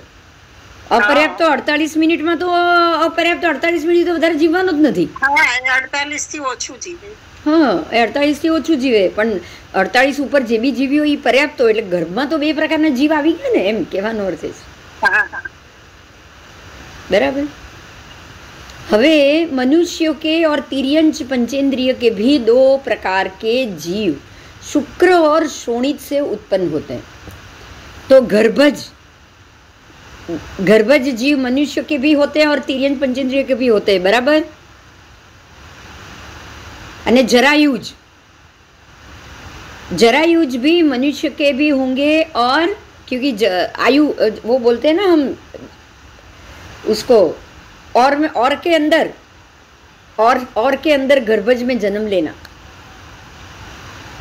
तो जीव शुक्र और शोणित से उत्पन्न होते हैं, जैसे कि मनुष्य उत्पन्न होगा ऐसे ही, और तिर्यंच पंचेंद्रिय ये दोनों ऐसे उत्पन्न होते कि नहीं, बोलो। दोनों गर्भज है ना, और गर्भज में दोनों पर्याप्त भी और अपर्याप्त भी है। हाँ, तो स्थिति 2 प्रकार की है, काय स्थिति और भव स्थिति। अब देखो, अब ये पूरा ये बात आपने समझ लिया कि जीव इस प्रकार से उत्पन्न होता है। अब जीव जब भी गर्भ में उत्पन्न होगा ना, वो 2 प्रकार से होगा। एक होगा काय स्थिति और एक होगी भव स्थिति। इसको भी समझो। काय स्थिति का मतलब क्या, तो उसको शरीर मिलेगा। तो काय स्थिति में 2 प्रकार के जीव आए, मनुष्य और तिर्यंच, बराबर, जिसको काया मिली है, लेकिन भव नहीं मिला है। मतलब कि जैसे देव और नरक, उनको भव स्थिति मिली है, उनको काया नहीं मिल रही। फिर से कह रही हूँ, मनुष्य तिर्यंच को काया मिल रही है, औदारिक शरीर, लेकिन देव और नरक को औदारिक शरीर नहीं मिल रही है, लेकिन उनको देव भव मिलता है और नरक भव मिलता है। वहां पे औदारिक शरीर काय स्थिति नहीं है, भव स्थिति। बात समझ में आई? देखो, काय स्थिति वाले को काया कभी भी खत्म होगी, भव स्थिति वाले को जब तक पूरा का पूरा श्वासोच्छ्वास जो उनको बोला है वो खत्म नहीं होगा, तब तक वहां से वो बाहर नहीं निकल पाएंगे। लेकिन काय स्थिति में 7 प्रकार से मृत्यु आने के कारण कभी भी काय स्थिति खत्म हो सकती है। समझ में आई ये बात? हाँ। तो ये भी काय स्थिति, उसमें भी 2 प्रकार के जीव, भव स्थिति उसमें भी 2 प्रकार के जीव, बराबर। अब ध्यान दो, एक मुद्दा यहाँ पे आया है। मनुष्य और तिर्यंच पंचेंद्रिय की 2 प्रकार के जीवों की भव स्थिति होती है। अब यहाँ पे समझना ये कि भव स्थिति में क्या होता है, आप एक बार मरने के बाद फिर से उसी योनि में जन्म ले सकते हो कि नहीं ले सकते हो? भाव स्थिति में, भव स्थिति में तिर्यंच मर के तिर्यंच बन सकेगा। वनस्पति काय में से आपको 21 हजार जघन्य आयु होती है वनस्पति की। अब कोई एक वनस्पति 21,000 वर्ष तो जिएगा नहीं, लेकिन आपको ये माना जाए कि आपको बोर में जन्म लेना है, बोर में, तो बोर का जो पेड़ है बोरडी, तो बोरडी में तो 21,000 बार जन्म ले सकते हो कि नहीं आप बार बार? समझो मेथी की भाजी, बाकी छोड़ो, बोरडी छोड़ो, मेथी की भाजी कितने समय तक जिएगी?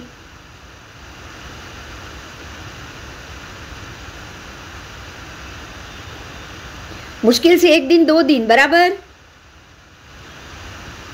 जन्म ले सके नहीं, हाँ, पर 21,000 साल तक उसको मेथी में ही रहना पड़ेगा। जघन्य 21,000 है, जघन्य 21,000। तो कोई भी वनस्पति काय का जीव वही वनस्पति में कम से कम 21,000 साल तक रहेगा, कम से कम। हाँ, तो जघन्य आयु स्थिति છે, हो जघन्य आयु स्थिति છે भाई। एक बार आप वनस्पति काय में गए तो आपको जघन्य 21,000 साल से पहले तो उसमें से बाहर आना ही नहीं है। मन तो खबर नहीं। हाँ, तो बाप रे बाप, जघन्य आयु स्थिति છે।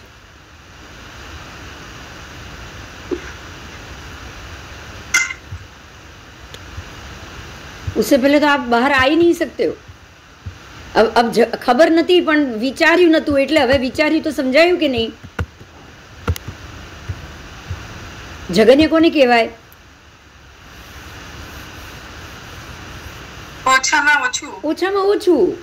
जघन्य એટલે શું? ઓછામાં ઓછું। હવે નરકમાં ગયા, પહેલી નારકીમાં ગયા, ઓછામાં ઓછું છે કે નહીં એમાં પણ 10,000? તો નારકીમાં હવે સમજ, હવે સમજ, નરકમાં ગયેલો જીવ તો ભવ સ્થિતિ છે, એની કાયા ખતમ નથી થવાની, પણ તિર્યંચ અને મનુષ્યમાં તો કાય સ્થિતિ છે। હવે એમાં એટલે બધામાં જવું પડે અને બધામાં આટલો ટાઈમ રહેવું પડે, બાપરે બાપ। હા, ત્યારે તો આટલો બધો ટાઈમ જાય છે ને આપણો, અત્યાર સુધી ફરફર કરીએ છે, એનું કારણ શું છે? આવો, એટલે આ તો કહું ને, આ પાઠ બહુ મહત્વનો છે, બહુ મજા આવશે। तो भव स्थिति का ये रिजल्ट है कि आप वो भव में अपनी स्थिति खत्म कर लोगे, उसके बाद फिर से उसी भव में आपको जाना ही नहीं है। इसीलिए देव मर के देव नहीं बनेगा और देव मर के नरक में भी नहीं जाएगा। बोलो, अब समझ में आया क्यों? देव मरीने देवताમાં પણ ન જાય, નરકમાં પણ ન જાય। નારકી મરીને નરકમાં પણ ન જાય, દેવતામાં પણ ન જાય। કેમ?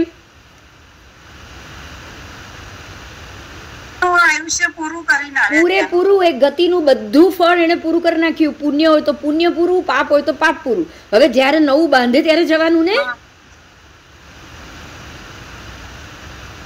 હવે નવું બાંધે તો જ જવા મળે ને, બાકી મળે?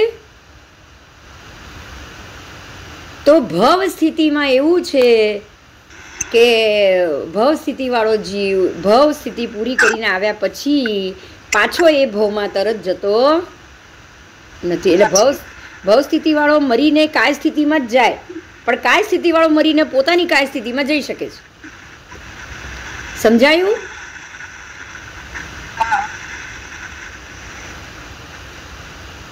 ચાલો, હવે આયુની વાત કરી છે। જો હવે આ ભવ સ્થિતિ ને કાય સ્થિતિ સમજાઈ ગઈ હશે તો આયુ બી સમજાઈ જશે। આયુ પણ 2 પ્રકારનું, અલ્પાયુ અને ભવાયુ। આયુ પણ 2 પ્રકારનું, એક છે અલ્પાયુ, એક છે ભવાયુ। હવે ઓટોમેટિકલી સમજાઈ ગયું? બોલો, ભવાયુ કોનું?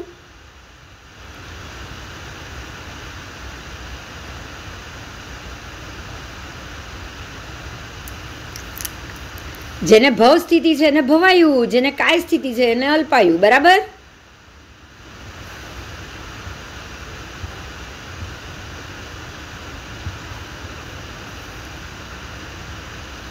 આવો, તો દેવો અને નારકોનું ભવાયુ અને મનુષ્ય અને તિર્યંચનું અલ્પાયુ, કારણ કે એમનું મૃત્યુ ગમે ત્યારે પણ થઈ શકે છે. હવે કર્મ બે પ્રકારના, જુઓ શબ્દ પહેલી વાર સાંભળશો. કર્મ બી બે પ્રકારના છે. પહેલો પ્રકાર છે પ્રદેશ કર્મ, બીજો છે અનુભાવ કર્મ.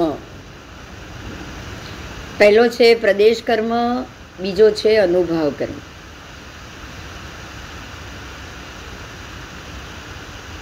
સમજાય છે? આ વસ્તુ સમજાઈ ગઈ?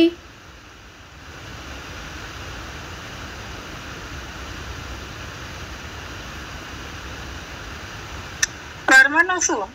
કર્મના પણ બે પ્રકાર, એક પ્રદેશ કર્મ, એક અનુભાવ કર્મ. અનુભાવ કર્મ મતલબ એ થાય કે જ્યારે તમે કર્મ ભોગવતા હો ત્યારે નવા બંધાતા હો. પ્રદેશ કર્મ શું? તો કે તમારા આત્મપ્રદેશ પર લાગેલા છે એ કર્મો. સમજાય છે? અચ્છા. હવે જ્યારે એ કર્મનો ઉદયમાં આવે ત્યારે પણ નવા બાંધો છો કે નહીં? એને અનુભાવ કર્મ કહેવાય, કે તમે એને ભોગવી રહ્યા છો અને નવા બાંધી રહ્યા છો.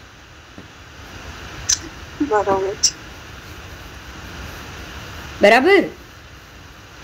તો કર્મ પણ બે પ્રકારના, પહેલો છે પ્રદેશ કર્મ, બીજો છે અનુભાવ કર્મ. હવે જે જીવ તરત નિગોદમાંથી બહાર નીકળ્યો, હા, જે જીવ તરત જ નિગોદમાંથી બહાર નીકળ્યો, જે જીવ તરત જ નિગોદમાંથી બહાર નીકળે છે એને તો હજી અનુભાવ કર્મ તો હવે આવશે ને. એના ઉપર અત્યારે પ્રદેશ કર્મ લાગેલા છે. પ્રદેશ કર્મ તો હોય જ ને, કારણ કે નાની જગ્યા પર અસંખ્ય જીવ બેઠા છે. એ લોકો એકબીજાને પીડા તો આપે જ છે. એ લોકો એકબીજાને પીડા તો આપે જ છે. હવે અનુભાવ કર્મમાં ક્યારે આવે? કે જ્યારે તમને શરીર મળે ત્યારે તમને આ ઉદીર્ણા થશે ને.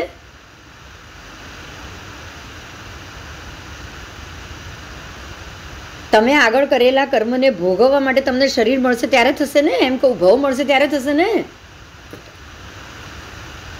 ભાવ મળે ત્યારે અનુભાવ કર્મ, ત્યારે અનુભાવ કર્મ થાય. चल आओ, दो प्रकार के जीव यथाबद्ध आयु पूर्ण करे. એ છે દેવ અને નારકી. હા, ના ના, નવું કાંઈ નથી. આપણને આ શબ્દોની ખબર નથી, આમાં અડધાને તો ખબર જ છે. હવે યથાબદ્ધ આયુ કોણ પૂરું કરશે? ભવ સ્થિતિ વાળા કરશે કે નહીં? એનું જ નામ ભવ સ્થિતિ થઈ ગઈ. સમજાય? એનું જ નામ ભવ સ્થિતિ. કારણ કે ભવમાં ગયા દેવ અને નરકને તો પોતાનું આયુષ્ય પૂરું કરવાનું જ છે, અને મનુષ્ય અને તિર્યંચ ને તો ઉપક્રમ વાળું આયુષ્ય આવશે. એટલે યથાબદ્ધ નહીં કરે, એ શું કરશે? ઉપક્રમ વાળું આયુષ્ય પૂરું કરશે. એ 7 પ્રકારે આયુષ્યમાં જે ઉપક્રમ લાગે. બરાબર? આ મુદ્દો બહુ સરસ હતો, એટલે મેં કીધું આમાં લીધેલું જ હતો ખાસ પાઠ, કે વધારે ડિટેલથી સમજાય. આ કયા કર્મ ગ્રંથમાં આવે આવું બધું? કર્મ ગ્રંથ નથી, આગમ છે. આ આગમ છે, આમાં જ છે ઠાણાંગમાં 2 નંબરનું સ્થાન. ઠાણાંગમાં 2 નંબરનું સ્થાન. દરેક વસ્તુની 2 વસ્તુ બતાડી છે ને. બતાડી ને. એવી રીતે ભૂગોળમાં બતાડી છે. સાંભળો, ભૂગોળમાં પણ બતાડી છે. કેવી રીતે? જમીનમાં તો કે મેરુના ઉત્તરમાં અને દક્ષિણમાં બંને में तुल्य विशेष जगह बताइए, एकदम तुल्य, कोई ज्यादा नहीं और कम नहीं, बराबर. दोनों में एक जितनी बताई. बराबर? આ બાજુ જેટલો ભરત એટલો જ પેલી બાજુ ઐરાવત. હા કે ના?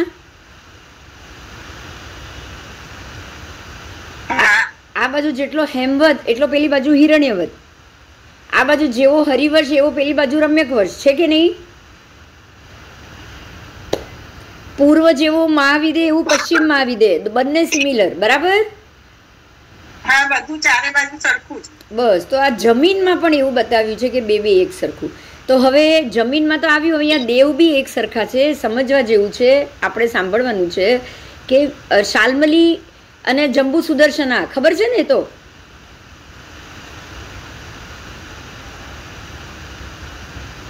આપણે જંબુ ખબર છે ને? જંબુમાં જે સુદર્શન જે વૃક્ષ છે એની વાત છે, જંબુ વૃક્ષ.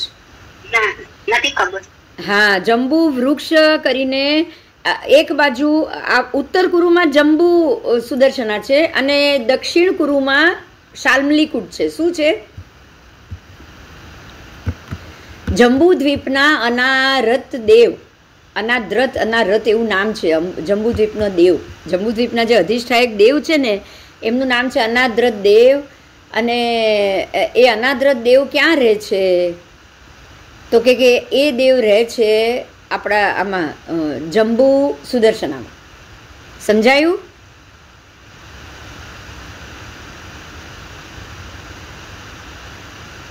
એ જંબુ સુદર્શનામાં રહે છે.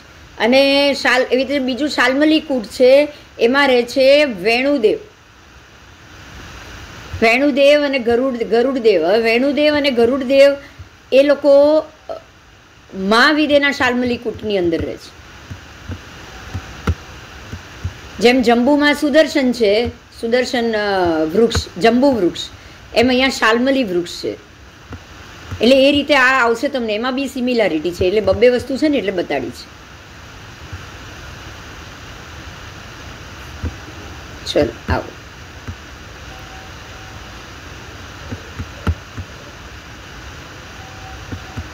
હવે છે કે છઠ્ઠા આરામાં ભરત ક્ષેત્રની ભૂમિ કેવી થશે? મતલબ કે આપણે આ પાઠ પહેલા કરી ગયા છીએ, રાઈટ? હા,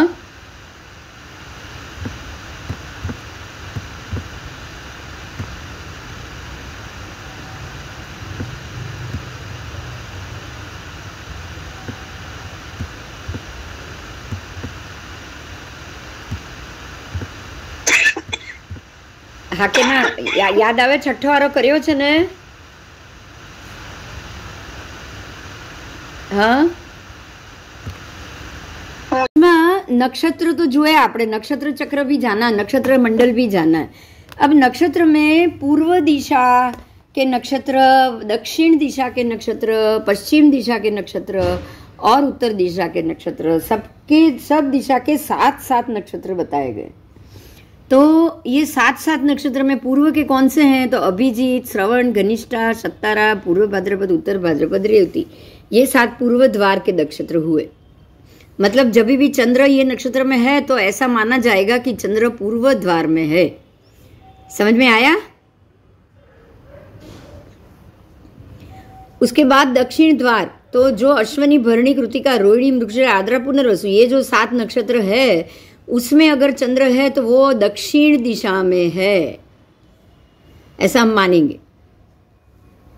उसके बाद पुष्य, आश्लेषा, मघा, पूर्व फाल्गुनी, उत्तर फाल्गुनी, हस्त और चित्रा, ये 7 नक्षत्र पश्चिम द्वार वाले हैं.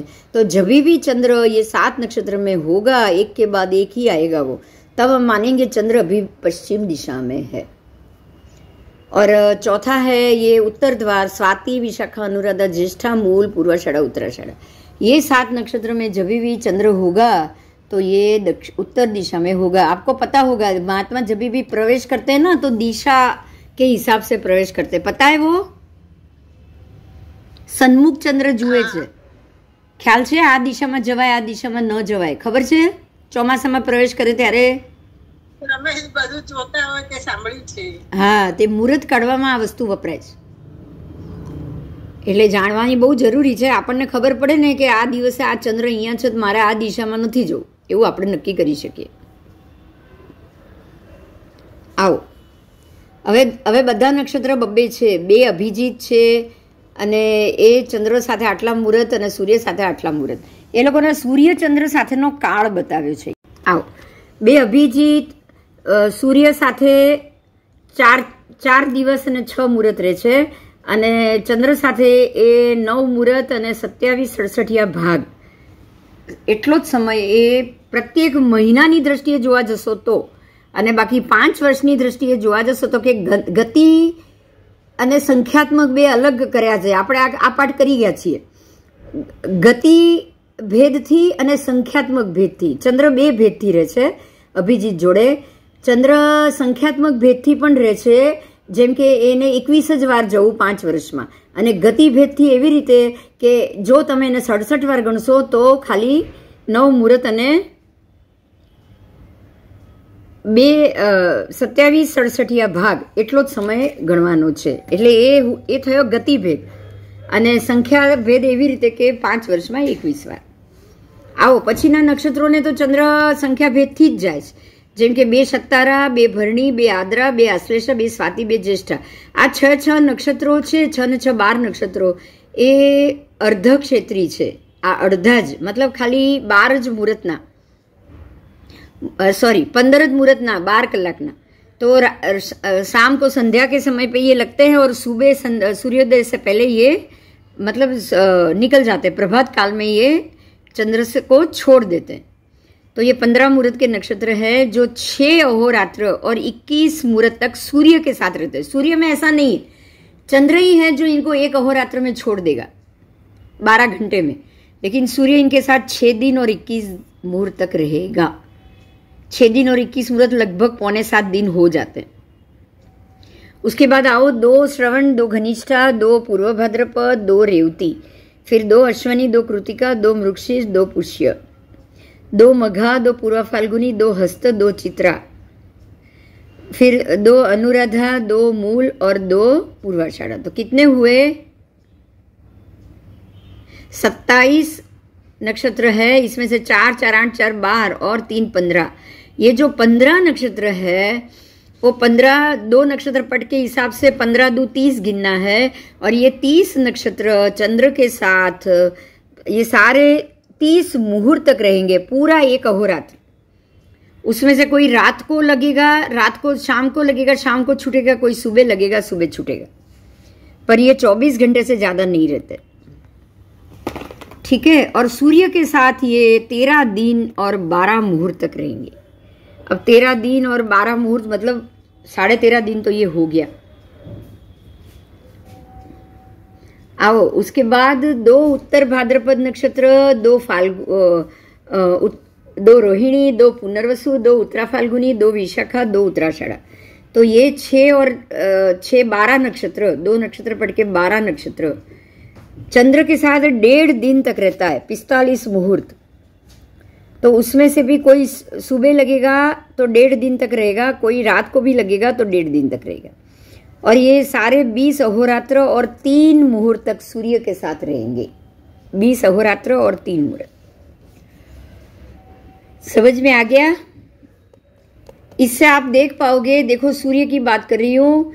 20 13 6 4 ये सारे आप दिन गिनो, मतलब 23 और 20 43 दिन हो गए.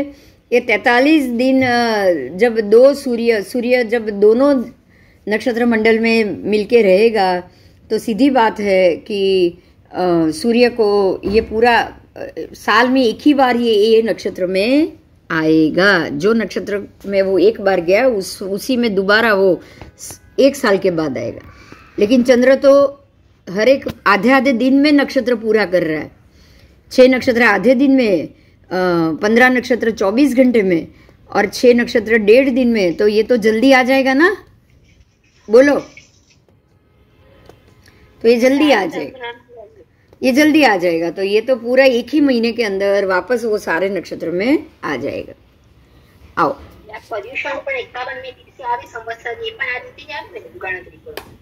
पर्यूषण साल में 1 ही बार आएगा, क्योंकि सूर्य के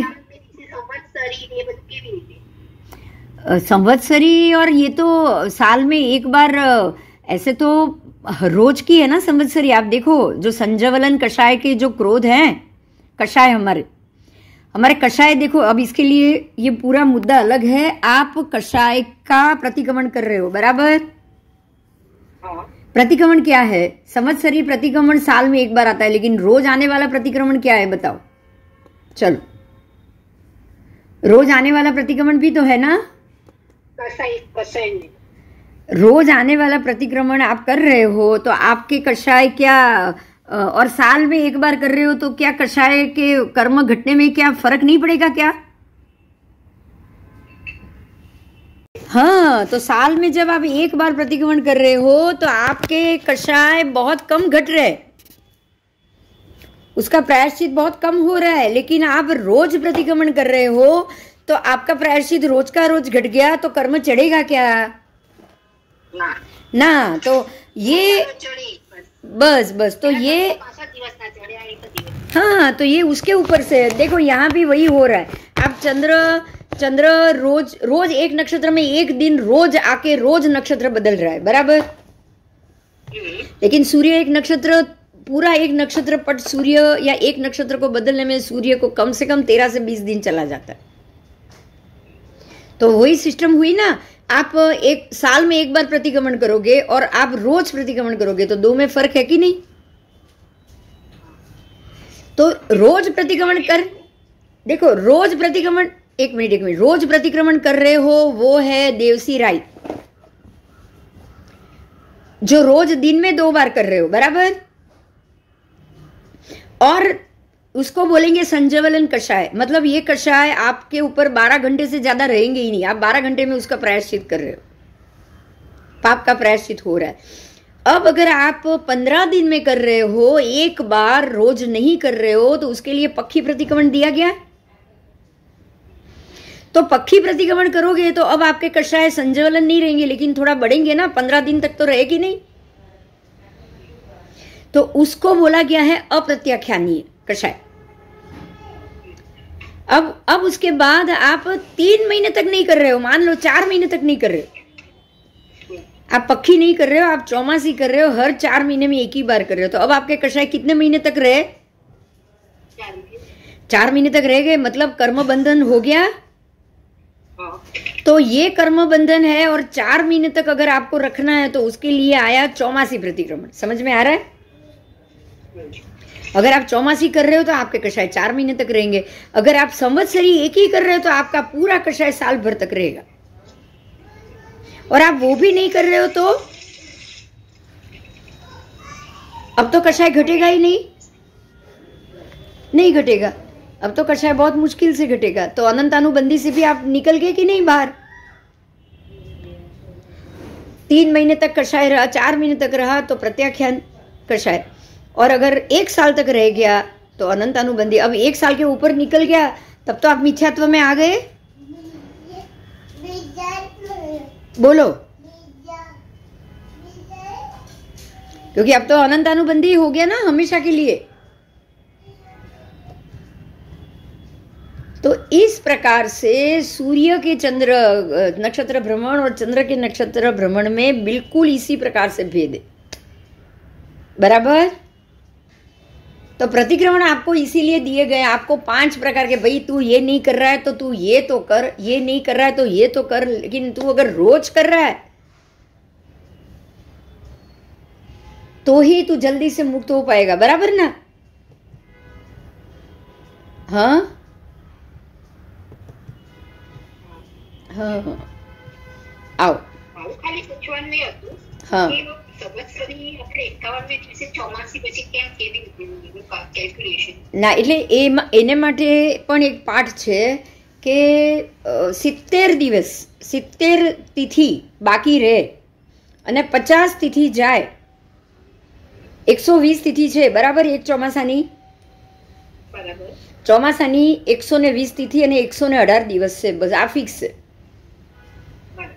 દરેક ચોમાસામાં 3 ચોમાસા છે, 354 દિવસ છે ચંદ્રના દિવસો, અને 360 તિથિ જેમ બોલે, પણ આપણે 354 નથી બોલતા. આપણે શું બોલીએ ખબર છે? 12 માસાણામ 360 રાઈ દિયાણમ બોલીએ છીએ, બરાબર? આપણે કઈ 354 રાઈ દિયાણમ બોલીએ છીએ ભાઈ? ના, આપણે 354 રાઈ દિયાણમ નથી બોલતા. 4 માસાણામ 120 રાઈ દિયાણમ બોલો છો, બરાબર? હવે 4 માસ પૂરા દિવસ કેટલા દિવસે થાય છે? 118 દિવસે. તો પણ 120 કેમ બોલ્યા?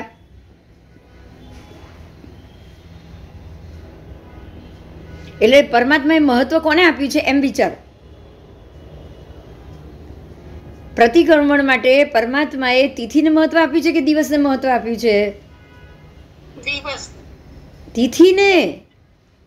કેમ 120 દિન? 120 દિવસ 120 તિથિ છે. કેટલા દિવસમાં પૂરી થાય છે?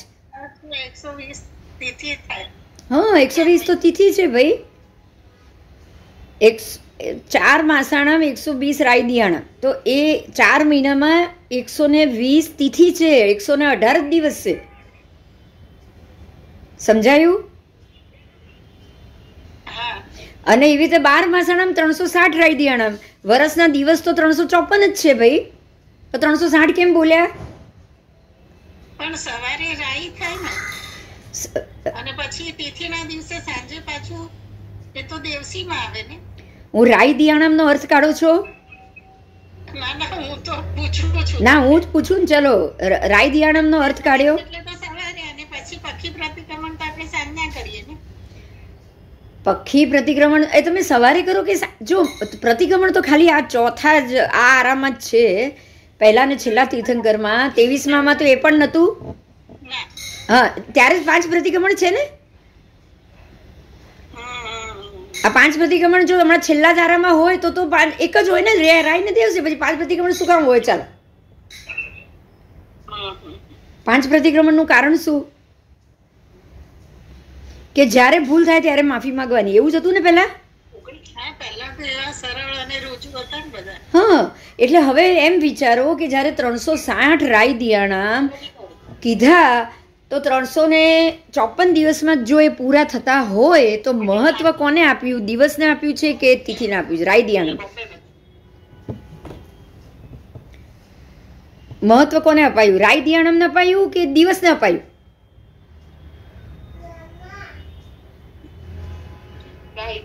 રાયદિયાણમ. એટલે રાયદિયાણમ એ તિથિ છે, કારણ કે રાત્રિ તિથિ જુદી છે ને દિવસની તિથિ જુદી છે. દિવસમાં આવું કોઈ માપ નથી. સમજાયું? રાતની તિથિ જુદી છે, દિવસની તિથિ જુદી છે. તિથિ પણ અડધી થઈ જાય છે. તિથિ 24 કલાક એક તિથિ નથી ચાલતી. રાતની તિથિ તિથિનું જ મહત્વ છે, દિવસનું કોઈ મહત્વ નથી. એટલે રાયદિયાણામ બોલાય છે. રાયદિયાણામ 360 રાયદિયાણામ. રાયદિયાણામ એટલે શું? તો કે રાત્રિ અને દિન વાળી તિથિ. રાત્રિ તિથિ, દિન તિથિ. સમજાયું? દિવસમાં તો એવું છે જ નહીં કે રાત અને દિવસ. દિવસ એટલે અહોરાત્ર, આખા 24 કલાક આવી ગયો. એમાં રાત અડધી રાત ને અડધી દિવસ છે. પણ તિથિમાં એવું નથી. બરાબર? નહીં તો તિથ્યાણમ શું કામ ના લખત? ચાલો, હા, રાય દિવસાણમ શું કામ લખે? બોલે શું કામ?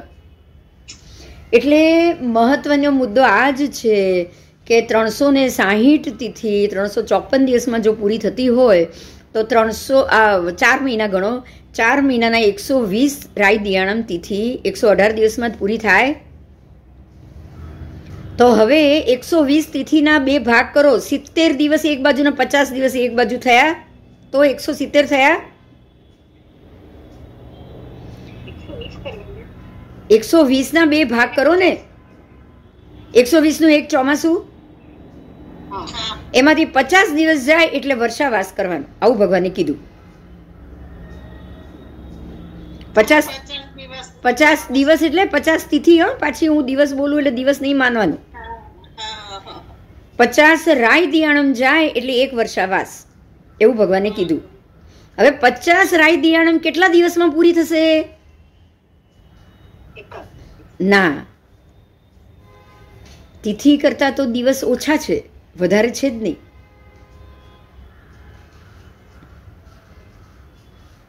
જ્યારે 120 તિથિ 118 દિવસે પૂરી થાય,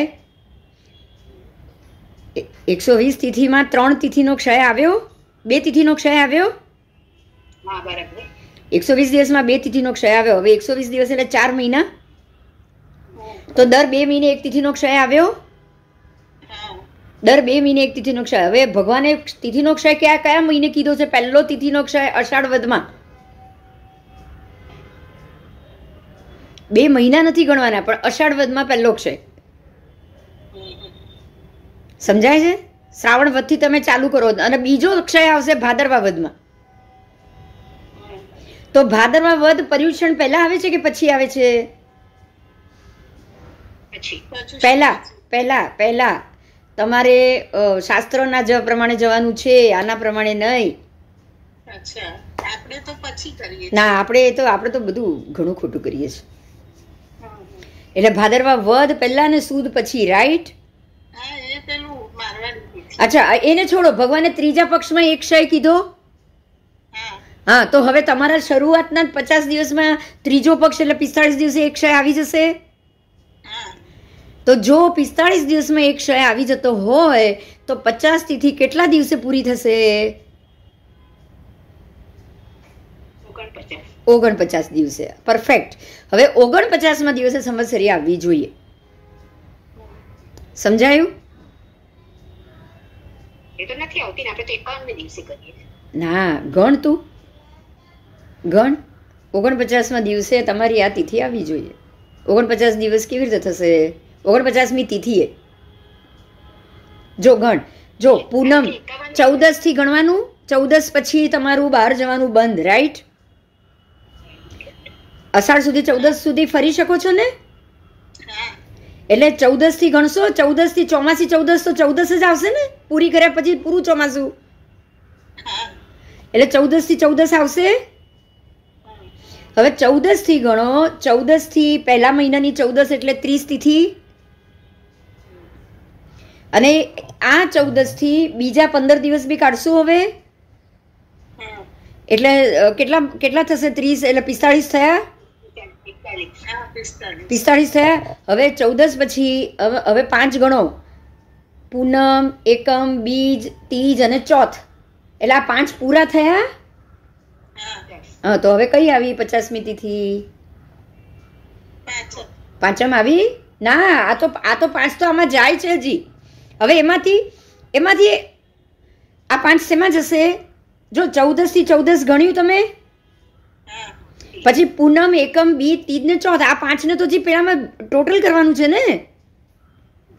50 તિથિ કરવાની છે કે નહીં? 50 પછી વર્ષાવાસ. 50 સુધી વર્ષાવાસ નથી.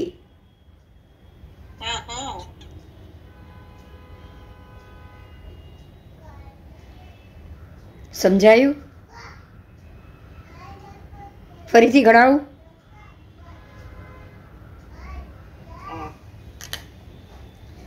બોલો. 50 નીકળી જાય અને 70 બાકી રહે. તિથિ 70 બાકી રહે અને 50 નીકળી જાય ત્યારે તમારું સંવત્સરી આવી.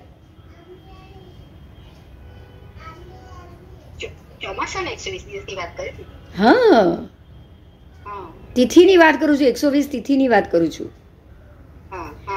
ચોમાસાની 120 તિથિ. તો આ 14 થી પેલા 14 ચોમાસું છે. ચોમાસું 14 કાર્તક પૂનમે તો બધા છૂટા છે કે નહીં? બોલો. એટલે ચોમાસાથી ચોમાસું થયું ને, એમ કહું છું. 120 દિવસ 14 થી 14 થી 14 પાકું. હવે 14 થી 14માં એક મહિનો જશે તો અષાઢ સુદ 14 થી શ્રાવણ સુદ 14 એક મહિનો થયો. 30 તિથિ થઈ. અને હવે શ્રાવણ વદ 14 એટલે બીજા 15 એટલે 1.5 મહિનો થયો. 1.5 માસી થઈ. હવે 5 દિવસ હજી કાઢવાના છે ને બીજા હજી. એટલે પૂનમ, એકમ, બીજ, તીજ અને ચોથ, આ 5 બી કાઢો. તો 50 પૂરા કર્યા પછી વર્ષાવાસ આવશે. બોલો ક્યારે આવશે? હા, વર્ષાવાસ એટલે સંવત્સરી પ્રતિગમ. એક વર્ષનો વાસ કરું છું હું, એમ.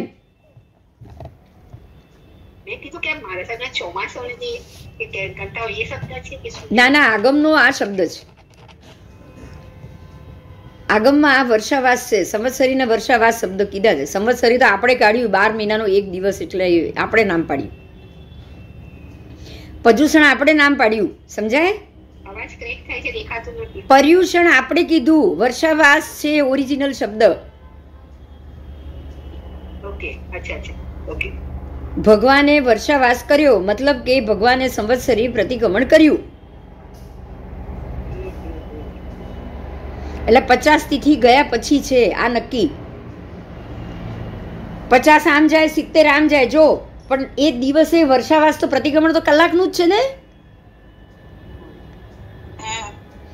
એટલે 50મી તિથિ તો પૂરી કરવી પડશે કે નહીં? 50મી તિથિ તો રાતના 12 ચાલુ થાય, બપોરે 12 સુધી તો દિવસ તિથિ પૂરી થઈ ગઈ. અને બીજા દિવસની બીજા 70 વાળી તિથિ તો રાતના 12 થી ચાલુ થશે, એટલે બપોરે 12 થી લઈને સાંજના 6 સુધી તમે પ્રતિક્રમણ કરો છો, એટલે વહેલું હોય છે, કારણ કે દિવસ પૂરો થઈ ગયો છે 12 વાગે.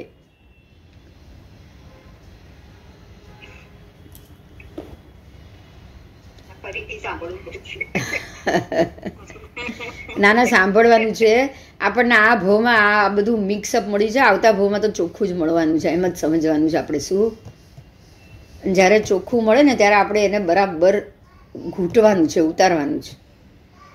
એટલે અત્યારે સમજાવ હોઈશું તો ઈઝી થશે.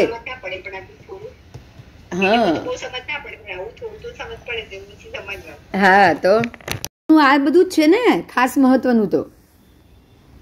હા, એટલે કોઈ સવાલ પૂછે તો હવે તો સમજેલા હશો, તમે જવાબ બી આપી શકશો. શું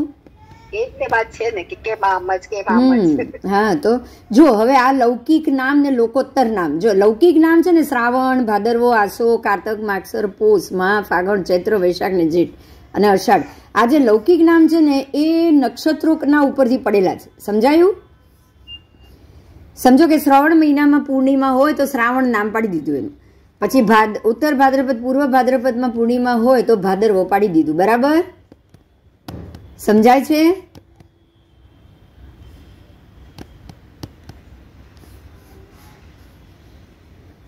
પછી પણ આ હકીકતમાં લોકોત્તર નામ એનું નામ છે અભિનંદન માસ. શ્રાવણ મહિનાને અભિનંદન માસ કહેવાય. અષાઢ મહિનાને ભાદરવાને સુપ્રતિષ્ઠ માસ કહેવાય. આસો મહિનાને વિજય માસ કહેવાય.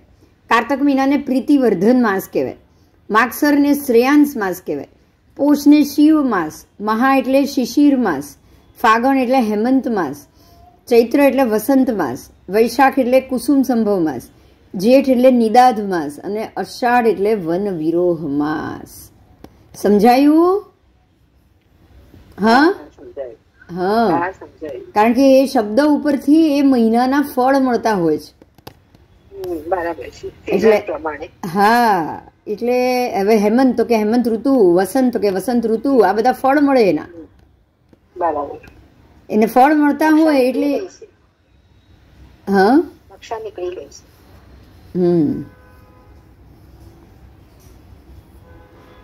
વાંધો નહીં, હવે 5:30 વાગ્યા છે, વાંધો નહીં, બંધ કરી દો બરાબર. હા, બરાબર બરાબર. હા, કારણ કે હવે જેમ જેમ આવશે એમ પાછું નહીં સમજાય, એના કરતા આને જ 1 વાર 2 વાર સાંભળી લેજો એટલે સમજાઈ જશે. હા, અને બીજું આપણે કાલ કરીએ. ઓકે? હા